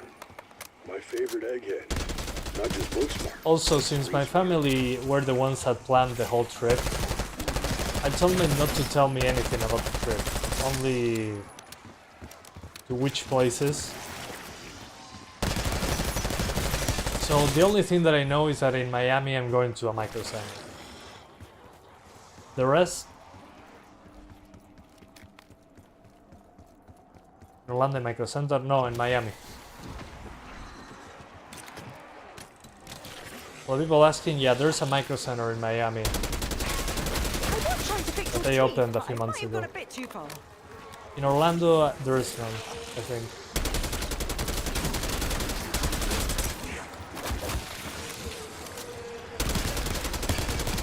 These are very high tier, I guess. Max armor. Max armor.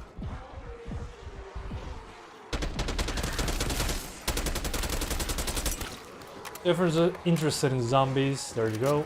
Looks pretty damn well. At 1440p. On 1080p, you're going to get hundreds with the settings. Let's use quality DLSS.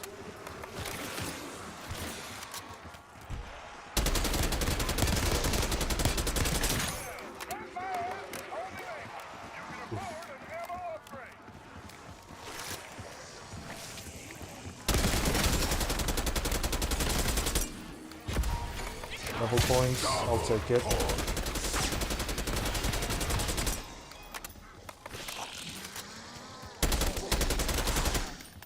Okay.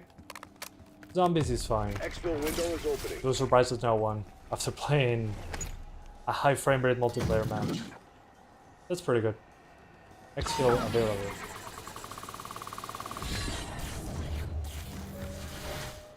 So is this the last stream before the trip? No, actually I'm doing more live streams. This week will be more of a live stream week. Next week and the other week that I'll be outside, I'll be actually publishing more Steam Deck videos. So this week the plan is to make a live stream for Horizon Zero Dawn Remastered. Then what else? I'm missing something I'm doing this week. I don't know. I'm going to be making some streams, probably Veilguard on PC on Wednesday. Then probably some Steam Deck related stuff on Thursday and Friday. Maybe a live stream on a game that I'm forgetting about. And the rest of the week, while I'm not streaming, I'm going to be recording footage for the weeks that I'm on the US. There will be like a video every 2 or 3 days with some shorts in the middle. So you guys don't feel alone, and I'll be answering comments, obviously. I'll be on my phone as well. So those are the plans. This week is mostly live streaming. I'm recording footage for the other 2 weeks that I'll be out. Viaje por tu cumpleaños. No, viaje porque quisieron viajar y justo cayó mi cumpleaños. So yeah, guys, I will also... My birthday is on the 15th of November. So I'll be outside my home on my birthday, which is weird for me. I've always been at home playing Assassin's Creed Brotherhood. That's my birthday game for some reason. I play a lot of that on my birthday. Consider that your Exfil final window wall. missed. We'll advise when it reopens.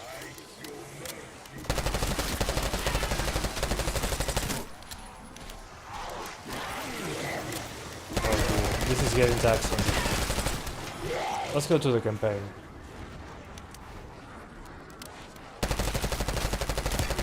There's so many of them. You know the best thing about Call of Duty being on Gamepass? That you can actually invite your friends to play zombies.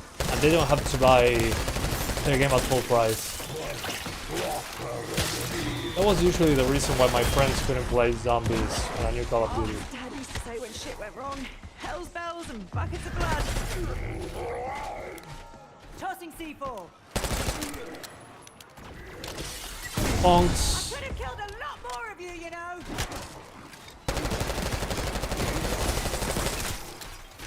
Okay, let's go to the campaign. Once I kill this one. Thank you, sir. Don't worry, mate. I've got you sussed. Yeti injection. I don't know what that is. I was, as my nan used to say, a full hair away But from this death. mode is very addicting. I really enjoy it.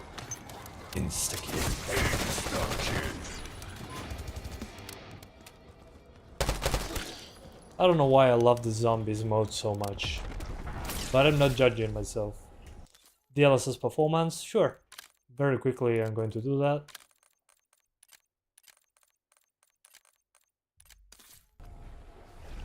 Okay, 120. Oh yeah, it's such an improvement. This is basically 720p, I think. Yeah, this is 720 internally. It still looks good though.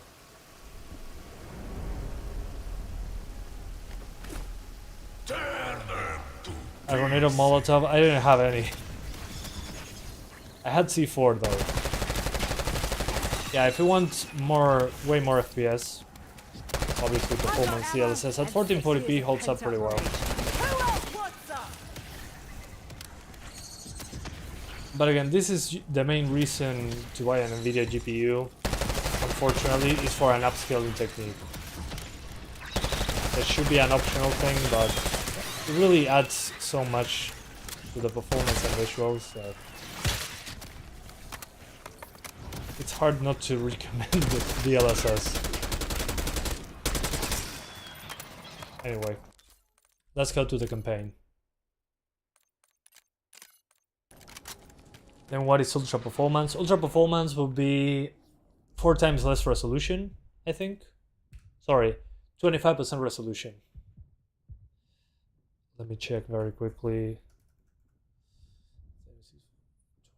No. 8K resolution. It's mostly made for 8K ultra performance. 4320p. 20 times 0.25. No, 0.25. 33. Okay, it's 33% resolution, ultra performance. So we're talking about, if we're at 1440p, 475p, 480p basically, if it had ultra performance. But I think that's too aggressive. That's for 8K. 360p, no, I thought it was 4 times less, but it's actually 33%. So it's almost 4 times less, but not really. But yeah, between 480p and 360p. Okay, ultra performance is 33.3, so we're basically at 480p then, if we use ultra performance. You have a 3600 paired with a 3060. Since I only play single player games, do you think upgrading to a 5700X 3D is worth it? I mean, if you're playing a single player game where you're CPU limited, then yeah, sure, upgrade. Especially when it comes to shader compilation, you're going to notice a difference. It'll compile shaders way faster. But then if the game itself doesn't drop below the target frame rate you want to play at, I wouldn't upgrade it yet.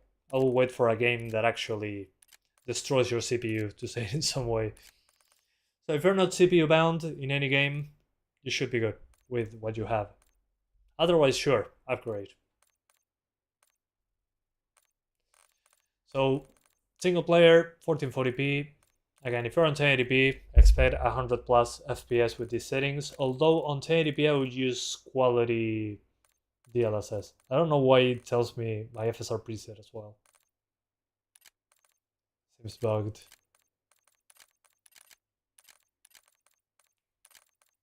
There we go. Fixed.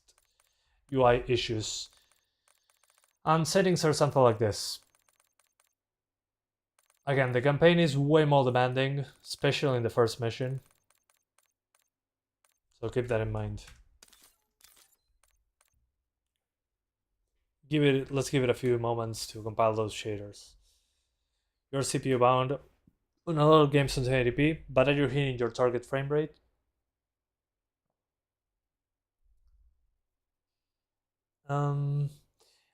All you want from COD is a game where campaign and multiplayer don't need to restart to play. Yeah, I know that seems like very little to ask for, but I agree with you. Yeah, I mean, a 5800X 3D is a huge upgrade over a 3600. Sorry, 5700X 3D. So you have CPU to spare there, especially on single-threaded stuff. Yeah, the more FPS, the better. But there is a, how to call it? There are moments where it's not that much of an improvement necessarily. Especially if you're not, I mean, if you have a 60 Hz display, I wouldn't play at 120. I mean, yeah, you get more frames, but you're not taking full advantage of it. It seems kind of a waste to me. Yeah, it has frame gen, funnily enough.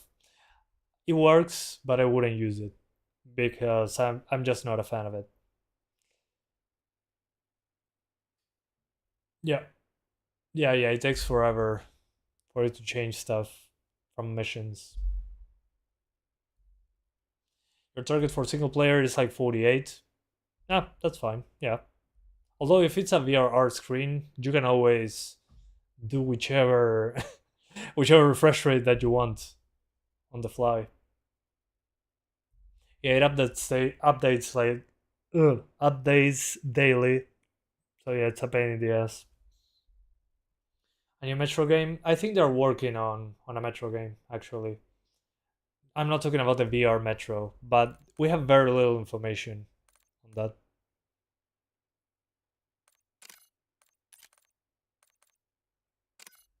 Let's restart this mission.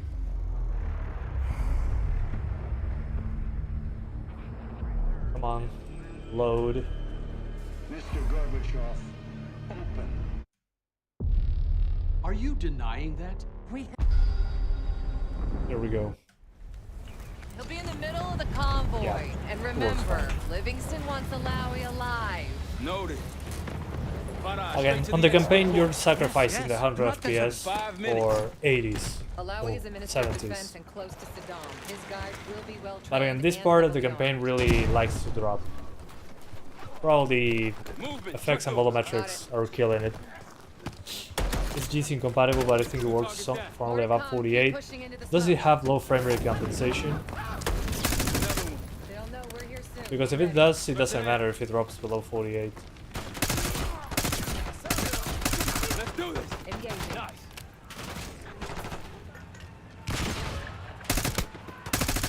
Alawi's in a black truck. Clear the road. Let's find him fast. Copy that truck. Keep pushing up, Case. Find it out. I already know all the enemy positions. I've been playing this mission so many times.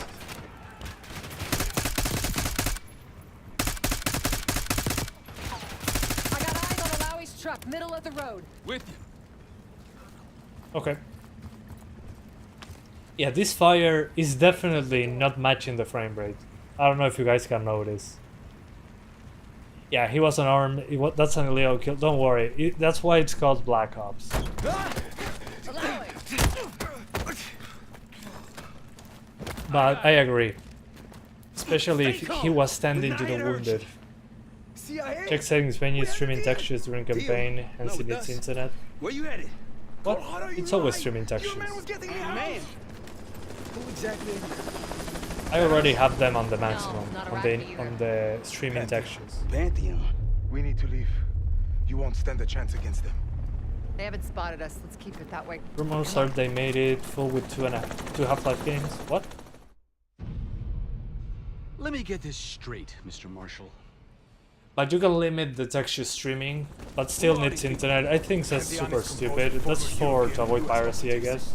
I don't know. But at the same time, they now added that feature, which I call it a downgrade, on the campaign for the consoles. So even on the consoles, you need an internet connection to play single player. Alawi, you going with us to the Pantheon? The year 2100, still rumors selling Half-Life 3 soon. Smart man. That will never end. Case, let's start by softening them up.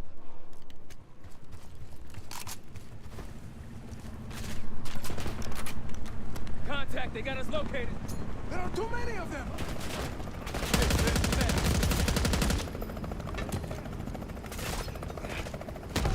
Keep going.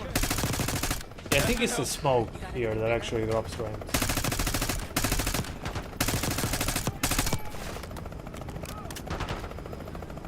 Yeah, if your internet goes off, you get kicked out of the game. Yeah, that's the issue.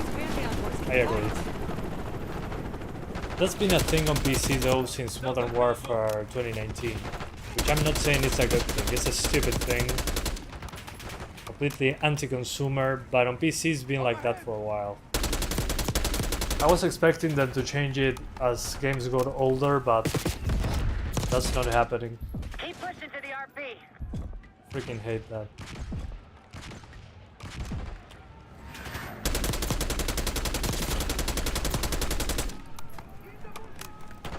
Está toda la descripción, Shiven. Anti-piracy policy, yeah, but on the Xbox consoles it doesn't make sense. The Xbox consoles require you to connect to the internet to freaking launch a game. Rally point through that canyon. You could be leading us into an ambush. It's the only way out. Barrage, we're getting close. They don't want them to game the crack, but so anti-consumer when most people are playing it, You just worry about multiplayer and not slowing zombies. us Yeah, I mean, although there's been some We're open targets advancements down here. on the That's scene part. for Modern Warfare 2019 to get the multiplayer running without going to the servers. I wish they did that with the campaign instead, but at some point they're going to fix it, I'm pretty sure. The modders, I mean. To be able to play offline. There's some progress being done, but Still long ways off. And it's also illegal, so I'm not saying it's a good thing. I'm just saying that it's happened. That's the disclaimer. That one is taking cover!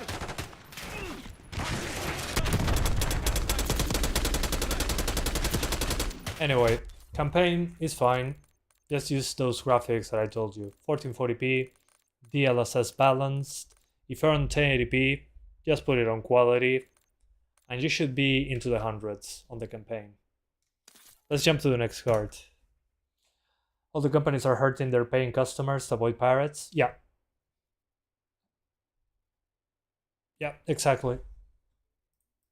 A tale as old as time.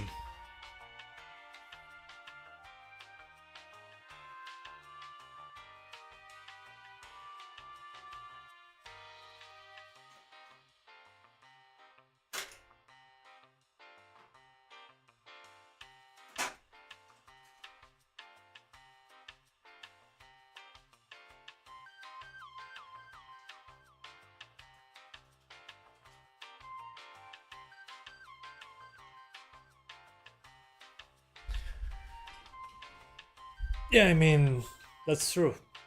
Just saying it's okay to... Oh, okay. Yeah, that's a good meme. Electric Pichu bad. In part, in my opinion, I agree, in a way. The thing is, when... Well, the enforcement is what matters, I guess. The thing is, the older games that you don't have access to. If you want to play Splinter Cell Pandora tomorrow, good luck getting it. I mean, you can, but it's not legal, so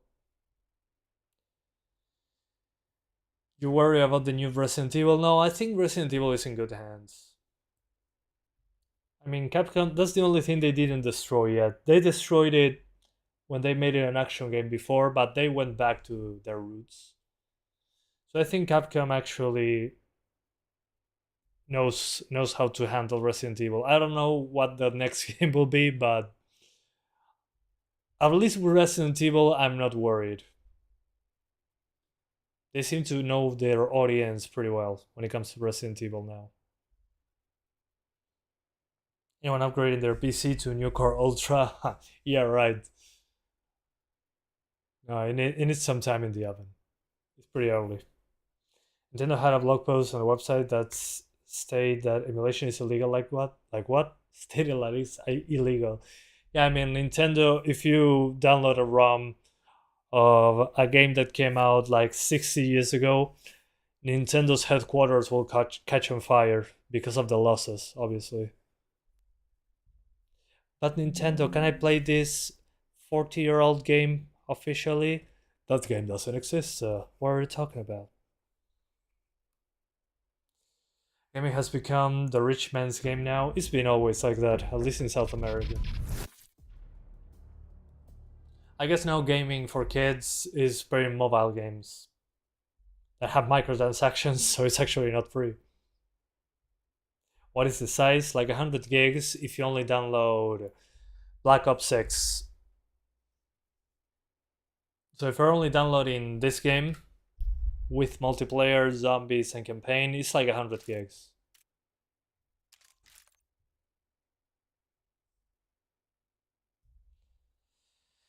Core i series will rock for many years for sure. Yeah, I mean, there's people still using 2000 series Intel processors. Well, what's the name of this?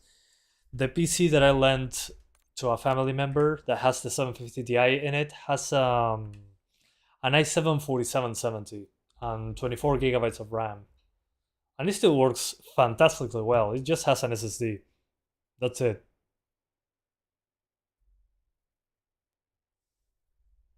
You remember the days when you went shopping malls with your parents and buy a game, get one for free? Good times.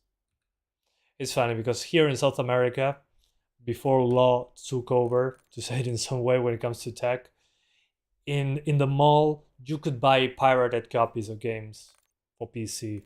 We didn't have legit copies of games. That didn't exist here.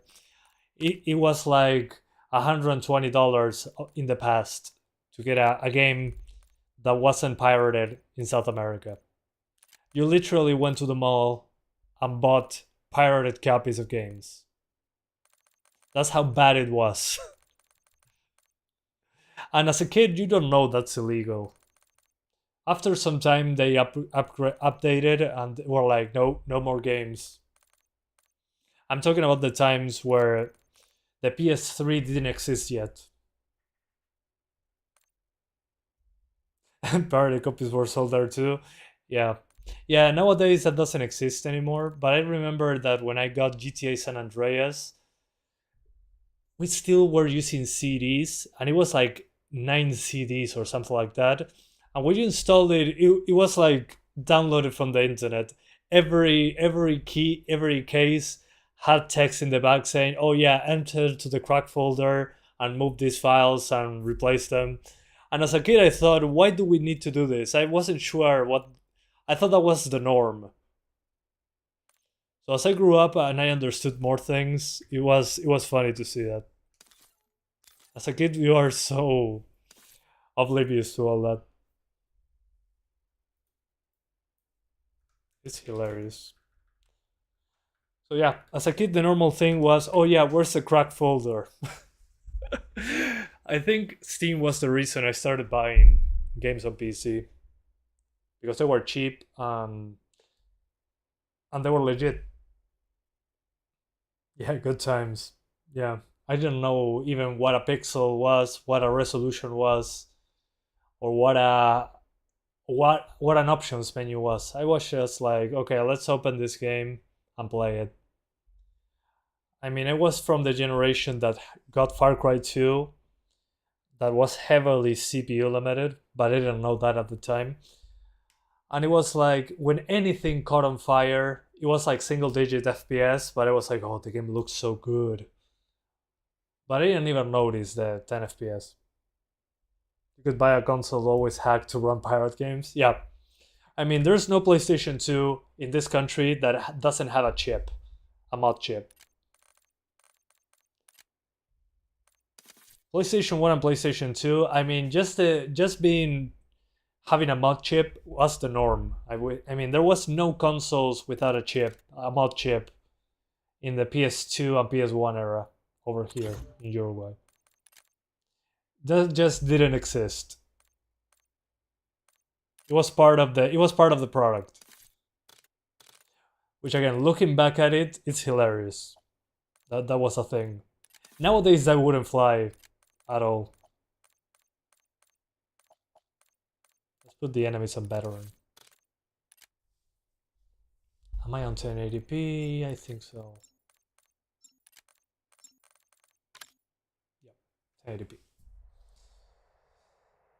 Was playing Serious M2 LAN with your dad? Oh man, that sounds like good times. My dad didn't play video games.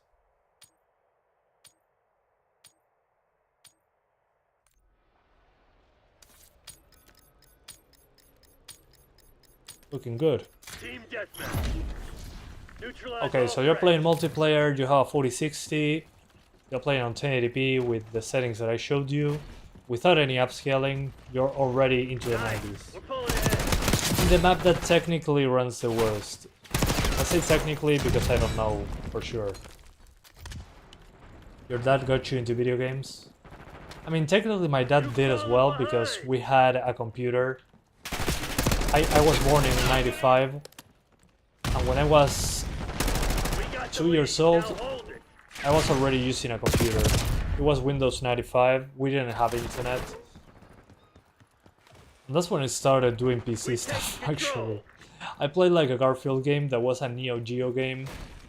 Like a side-scrolling Garfield game that was very hard. I played it the other day. Come on, you're losing It was a game like Garfield got inside a TV and was trapped. It's a great game, actually. And that's the first game I played on PC. What the hell am I getting shot from? Okay, they're wall botting me.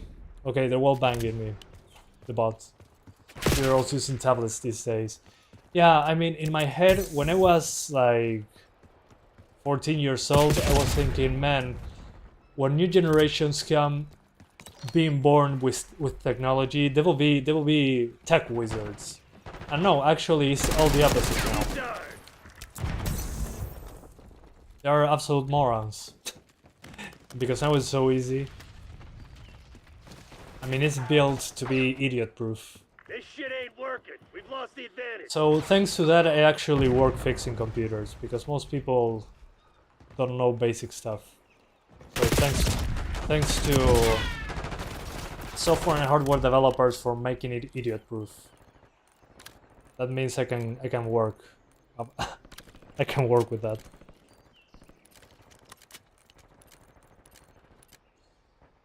Your uncle used to bring games for me when I was a child. Well, I'm the cool uncle nowadays that brings games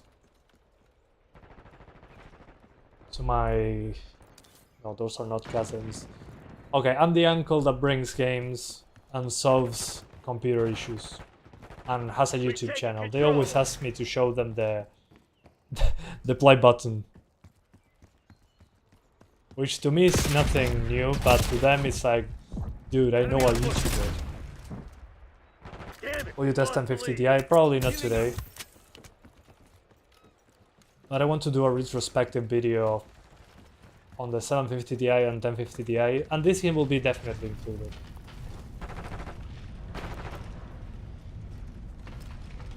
And if you use quality DLSS, you're above 100, basically at all times.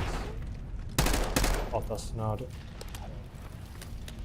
So as I said on the 3060, I do consider this more of a 1440p card, but if you want to play on 1080p, you'll be more than happy doing so. Quality DLSS to be above 100 with good graphics, and it should be good. But on 1440p, balanced makes more sense, in my opinion.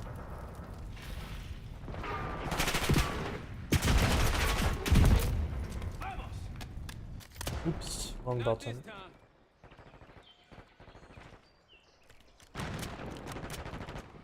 1440p.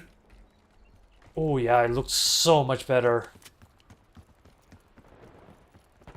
So we'll have handheld PCs, I think. We already have those. Okay, if we're playing against bots in this game, just look in the water and you'll be good. Here we're dropping frames because this map, while looking at the water, drops frames like crazy for some reason. Nice. We're going ahead.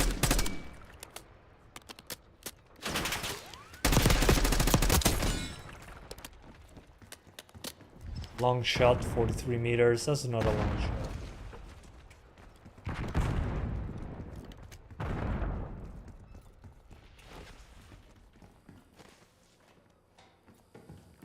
Professional use, I don't think we can do professional work on Steam Deck. I mean, if you plug it into a monitor with a dock, you can technically do it. And what does professional work mean? You probably, if you edit 4K videos from a DSLR or a camera, professional camera, you probably do not own a Steam Deck only for that. But if you wanted, you could do it. Nothing's stopping you from doing that.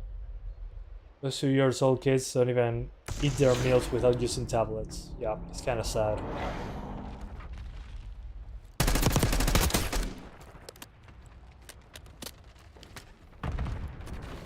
How does the DLSS look here? It looks good enough, in my opinion. It looks a bit better than in Modern Warfare 3, actually.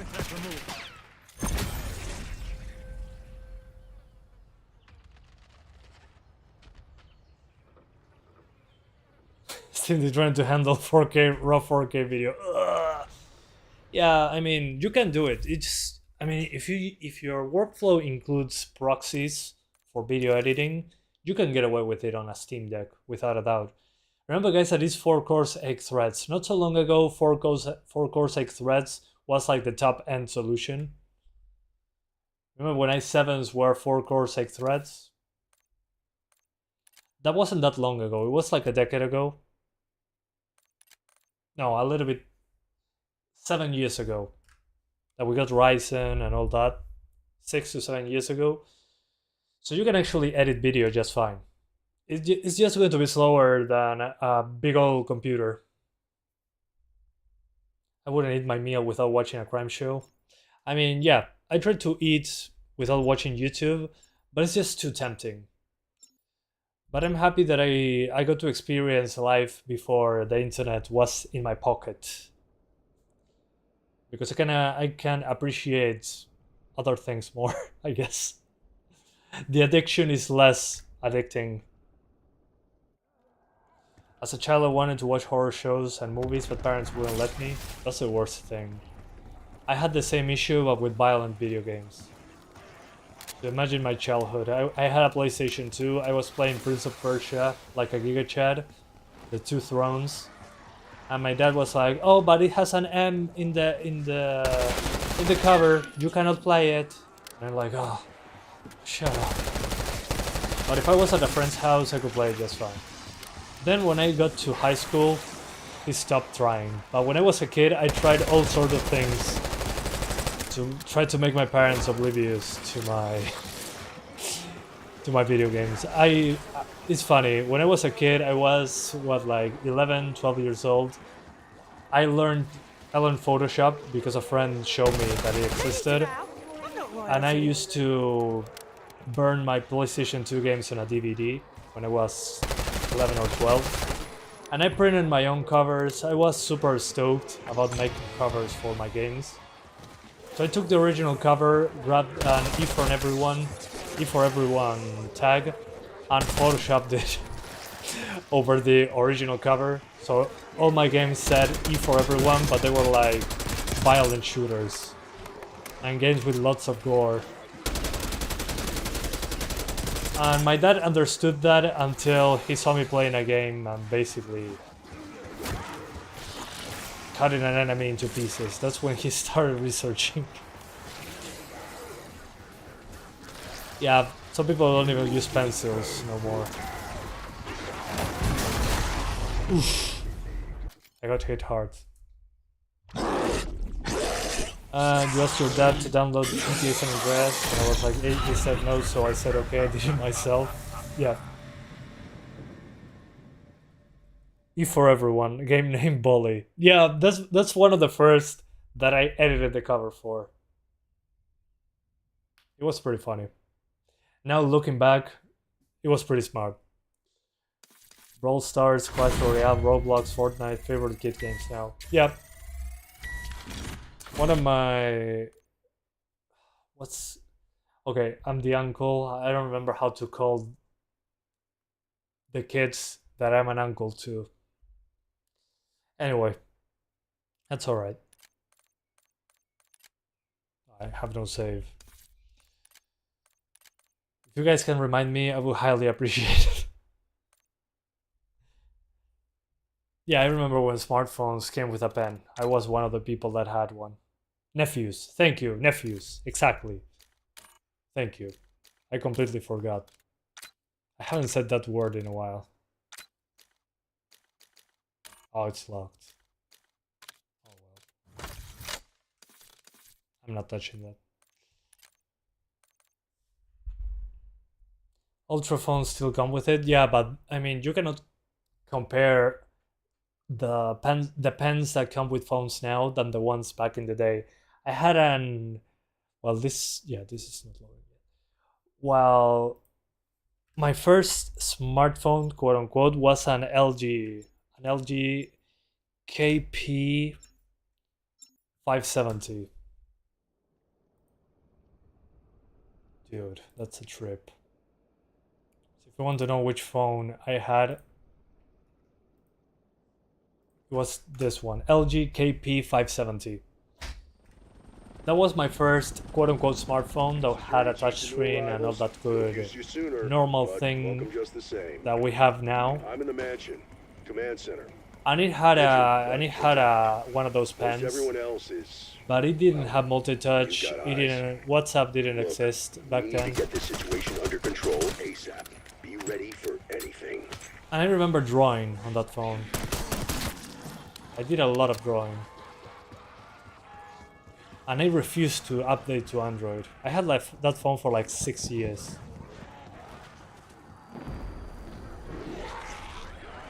My first phone in 2008, in 2018. Well, my first actual phone was like a Siemens phone, back when having a colored screen was a feature. Concussion grenade out. I mean, back then the phones were Java. Hats off to me. We didn't have Android or iOS yet. First phone was like a BlackBerry, and first smartphone an LG Optimus L7 or something like that. That's so interesting. Also, looking at those phones nowadays, it's insane how small phones were back then.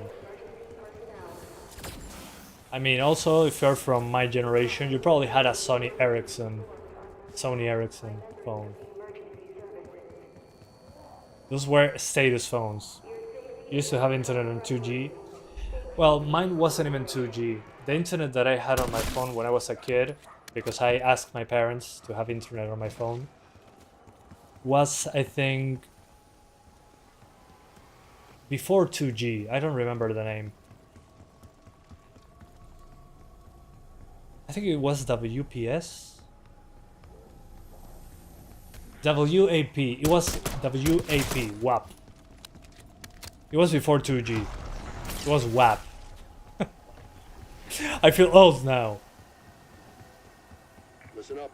Now 2G is by my standards back then. 2G was like high tech. You lost your Sony Xperia while coming back from your class. Some kids had that issue, yeah. I remember that. It was nightmarish, nightmare fuel.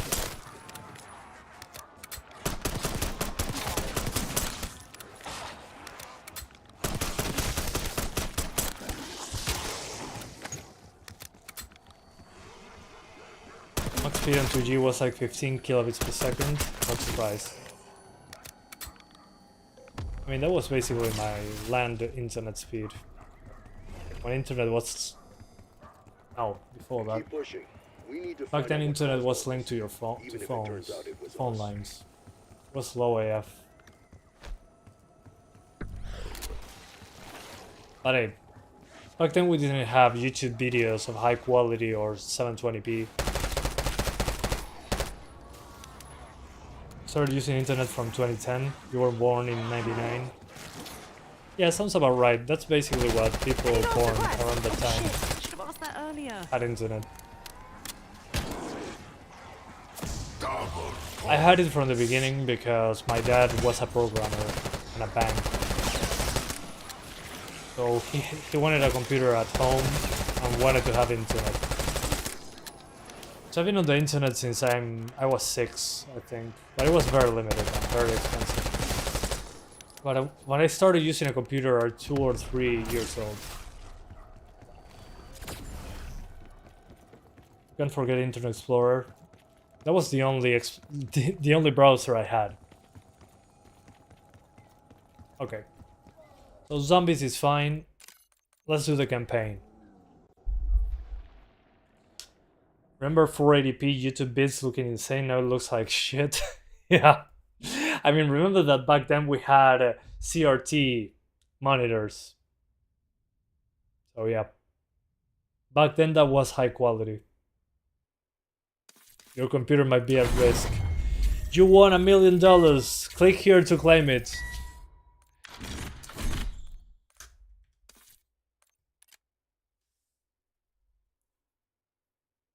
Your first one was a Philips GSM one, back when GSM was a feature that they advertised.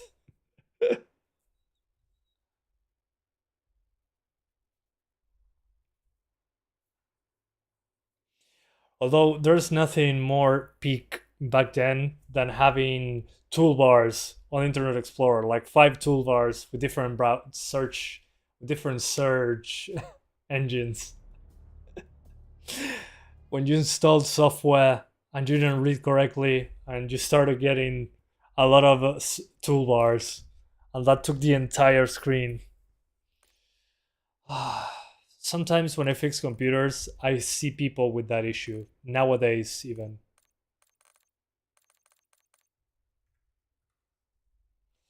Nokia X2-00. Never heard about it. But probably a common one. Alright, so for campaign, I'm doing the same as before. 1440p balanced DLSS. Settings, something like this. And if you want to add reflections, you can, but they are a little bit subtle in some parts. In some others, not so much. So if you're a fan of reflections, enable this, you should still be fine. So 1440p, yeah, we're good. And let's wait for those shaders. You were born in January 2006. That makes me feel old. I was 11 when you were born then. What do you think about the upcoming Dying Light game? It looks like what Dying Light 2 should have been. I mean, it's basically Dying Light 1 aesthetic on Dying Light 2 assets. That's what it looks like. If it's good, I'm all happy. But it feels like Dying Light 1.5 from what I'm seeing. You don't remember that you were drawn into tech and stuff since you were like 3? Yeah. Yeah, it's a classic thing. That's awesome, man. Okay, 16% shaders. I'll drink some more water. By the way, 69 concurrent viewers. Thank you guys, I appreciate that.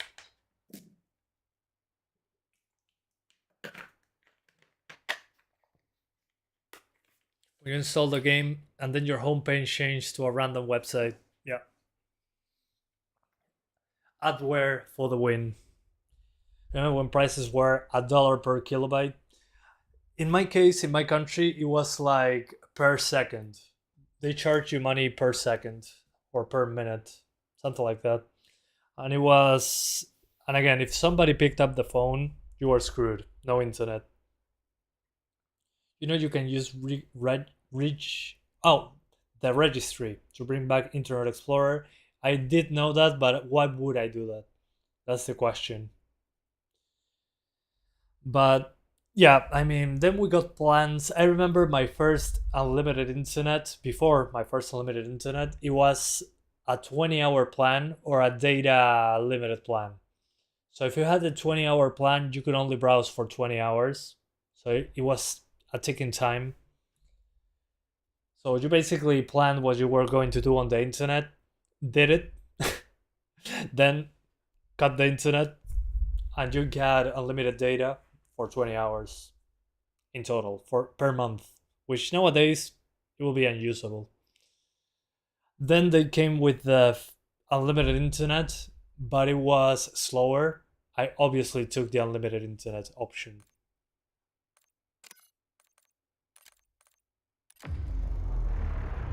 Per second, yeah. In my case, it was per second. I remember having 1 GB of 3G data that I had to ration for a month. Yeah. An entire class of US Soviet. Yeah, I mean, nowadays, considering the content on the internet nowadays, we do use more data all the time. He'll be in the middle of the convoy. And remember, Livingston wants Alawi alive. Noted. For nostalgia, you can bring it back. Yeah, I have already enough nostalgia, I think. I'd rather do a virtual machine of Windows XP. I think that would be a better use of my time. Got it. There's that shooting I remember. 2 targets down. More to come. Keep pushing into the smoke. They'll know we're here soon. Be ready. Threats ahead. There we go. Let's do some war crimes. Look at this war crime, guys. Let's do this. It was reviving him. So we do this. More war Alawi's in a crimes. black truck. Clear the road. Let's find him fast. Copy, black truck. Find Alawi.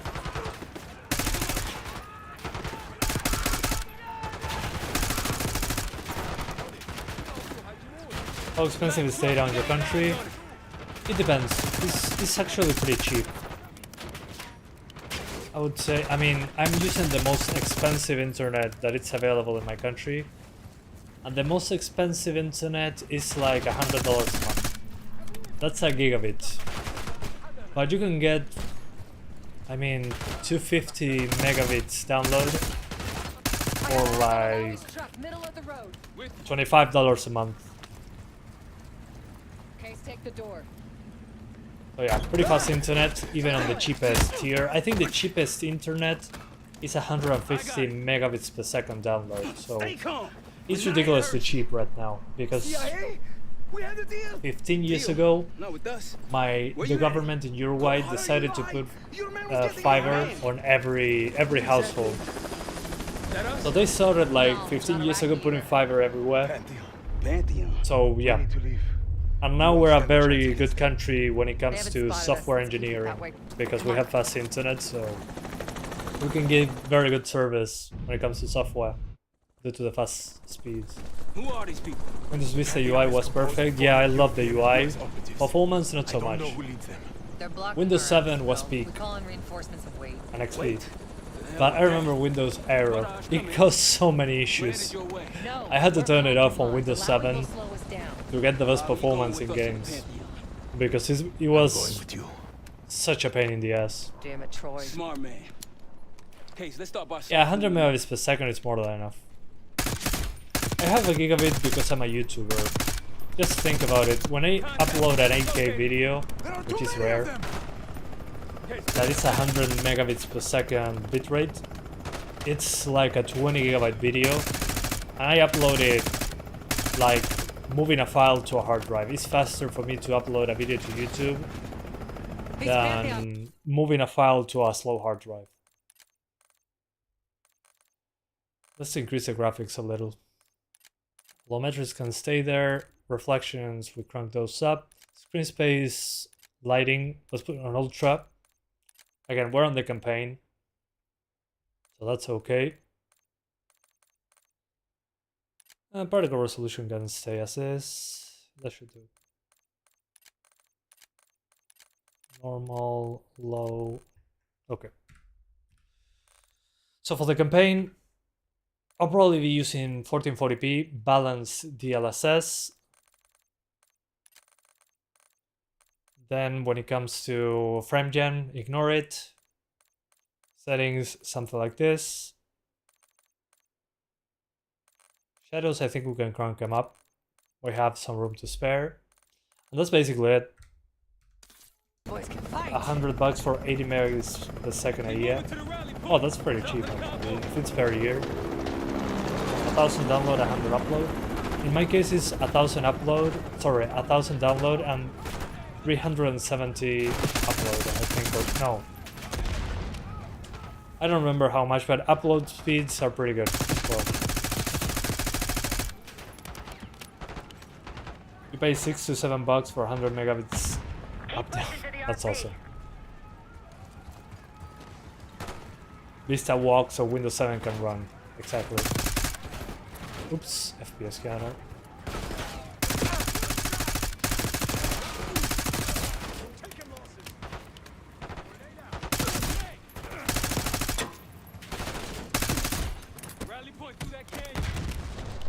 So as you can see, 1440p I think is the best resolution for this card.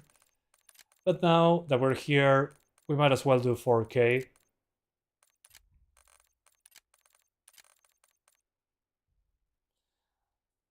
Okay, though I used to pay for the same amount for 10 megabits per second a few years ago, your ISP gave you a free upgrade. That's awesome, man. Mine used to do the same thing. I mean, if one day we get 10 gigabits, I'm probably the first one getting that upgrade, because I'm paying the most expensive. Actually, something else that's pretty funny is that with my internet plan, I get Disney Plus for free. Disney Plus, not Disney. Disney. Let me lower a few things. Probably, yeah, I'm using all the VRAM. Oops. Medium particles. Shaders are good. Normal reflections. Okay, there we go. Close. Barrage, come in.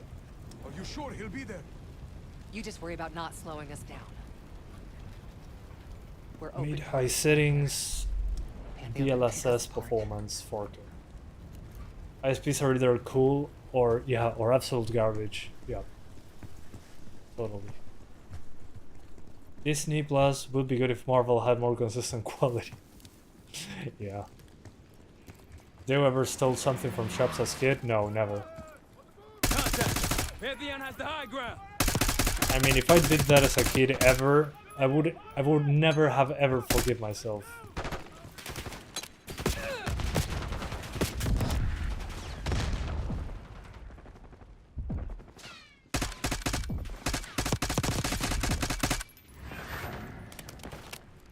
Oh wait, megabits, you can get 1000-250 for $32. That's very cheap. I mean, nowadays that we use lots of data, everybody's publishing stories and videos, We're almost to the RP. high-res photos. It's to be expected actually that internet is way more accessible at high speed. Oops. This is temporary, but a temporary setback. Okay, sure. Let's do another mission super quick before I go. But 4K is completely doable.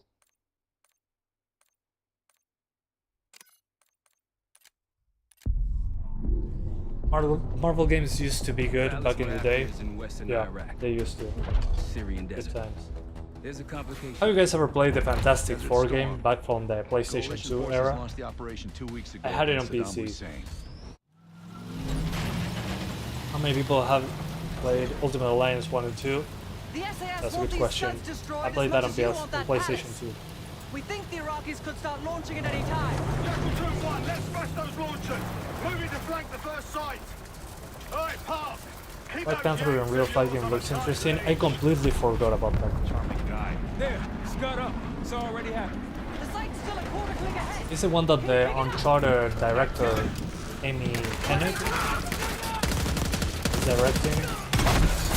Jackal 1-1, we're going in hot. Light them up. So if you want to do 4K, you can do it. You just need some upscaling. But it looks sharp. Scud sights through here. Follow me. Jackal 2-1, we're on the other side of the ravine, closing on target. Faster!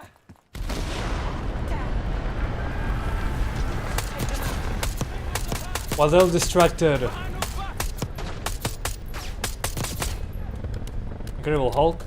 Oh man, Incredible Hulk game. I remember that one. That you could basically destroy every building. I played that one on PlayStation 2, but was also on PlayStation 3. Back then I didn't have a PS3, so Maybe a dozen tangos down there. I was playing the... Also, by the way, that Hulk game is on PC, but it's a PS2 version with a higher resolution. So even back then, PC gamers were getting shafted with PC ports.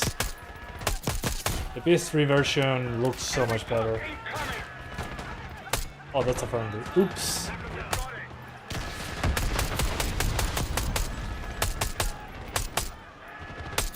Sight clear. Case, get a charge on that Scud, now! I'll cover you. Get down there, Jackal 2!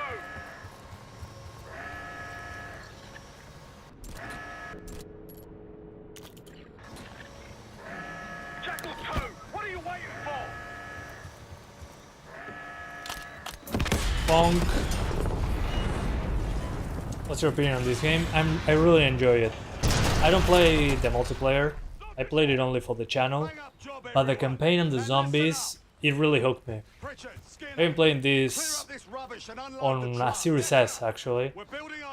And well, what to say, I'm not super impressed with the graphics in the Series S version. Now let's see what else they've got. But that's what I have next to my in my room next to my bed. And I've been enjoying it quite a bit. Zombies This campaign. will be our base of operations for now. It's been the best Here, campaign for a You while. won the straw vote and get to carry the TAC map.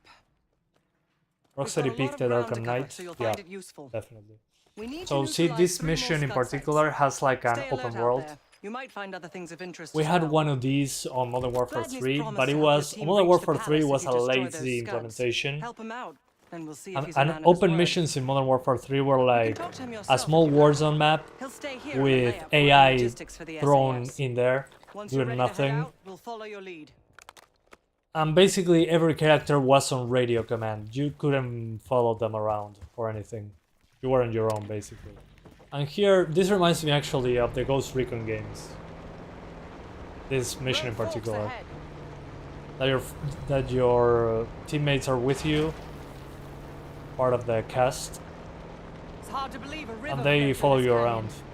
Time changes everything. I've been playing a lot of this mission on the Xbox. canyon. Over there. Because you Now have hidden objectives as well. You have to like destroy these 3 scud launchers, my bad. But all these question marks Smoke marks a supply drop. are basically Might be worth like checking more out. guns, secret objectives, or care packages. That'll help. Yeah, they actually grab put any others we thought find. into this one. Keep moving. It's a very, very That will fun disable a scud right proper. campaign, in my opinion. And again, the characters are with you, fighting with you. So not a lazy campaign like Modern Warfare 3. Yeah, the Arkham Knight PC port. Yeah, I'm happy we can force Just through talk it about with Deep good dark hardware secret, now. Right? Hell, he won't talk about anything least. from his pre-langley life. Man of mystery. I like it.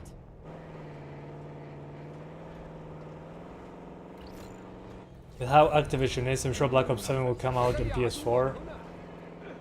Going hot. 3 years. Not sure what they can do with the graphics consoles that old. I mean, if they add, like in Cold War, ray tracing as a separate option, we're probably going to get non-ray trace Call of Duty for PS4 and Xbox One with drops into the 30s. Maybe they remove a feature or two when it comes to modes. But then on the PS5 and PC versions, maybe you have some sort of ray tracing going on. That's my guess. Because they already did that in Cold War. Black Ops Cold Entering War. combat. Check it out. And again, those are the consoles that have the most users right now. It has one of our scud launchers. It makes sense that they're still making versions for those machines.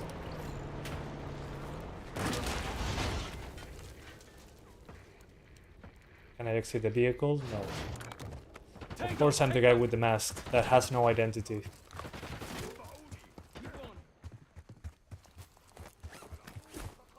Oh man, Splinter Cell. The memories.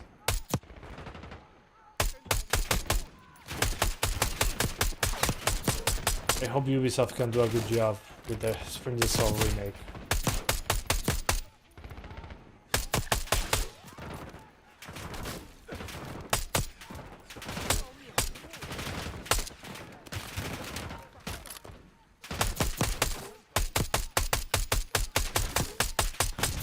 Anyway, I think that's it for now, guys. I've been playing for 2.5 hours. Oh, gee.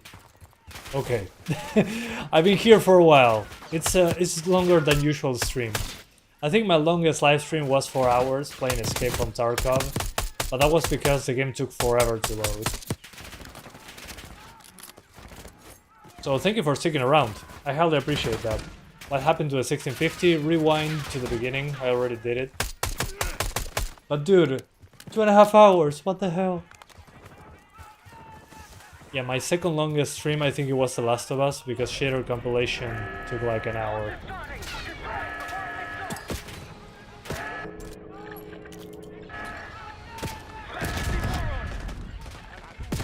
Oops. We're just going down the memory lane. Yeah, good point. That's the good part about being old. You can go down the memory lane.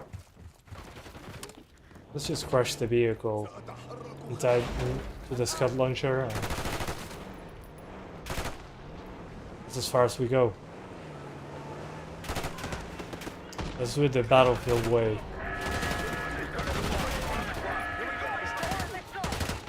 Oh no, I see 4. Let's see if I can blow up my own car. Boings. Yeah, the car is gone.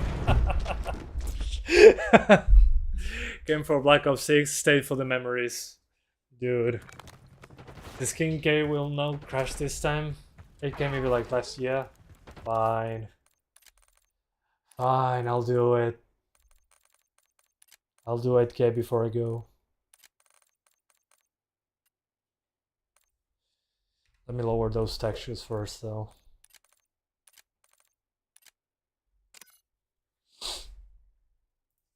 Oof.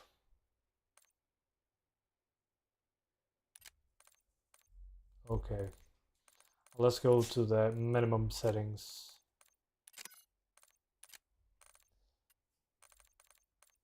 So 8K lowest settings, as you can see, 7680 by 4320.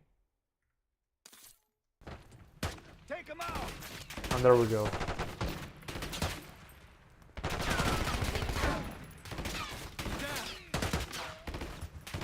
Let's go.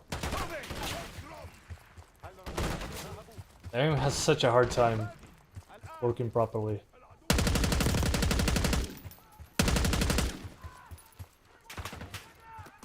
But hey, I can play it. This is me of 720. Yeah, I mean, this is how I played games as a kid, but with way more pixelation.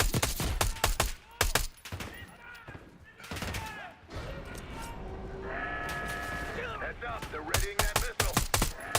Take it out before it launches.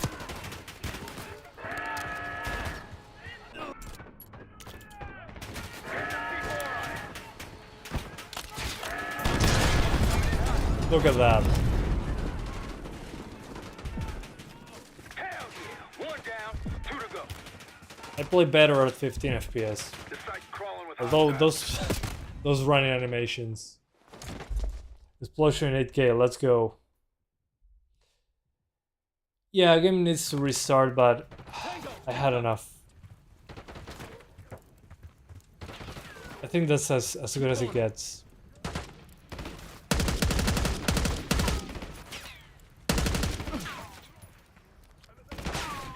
But some settings do need a restart. Anyway, thank you guys so much for watching this video. I hope you enjoyed it as much as I did going down memory lane. I'm playing Call of Duty Black Ops 6. Again, this is one of my favorite campaigns on Call of Duty so far. I'm enjoying it a lot. And the zombies as well. I'm very surprised on how well it turned out. I haven't played multiplayer personally. I'm not a big multiplayer guy. Nowadays, at least. So I'm living the peaceful life of campaign and co-op stuff. So thanks again for watching, and I'll see ya next time. Bye guys. I'll leave you with plans at 8K without any edges. Thanks guys. See ya next time. Thanks again to Xbox for providing PC Gamepass. Yeah, the memory lane game.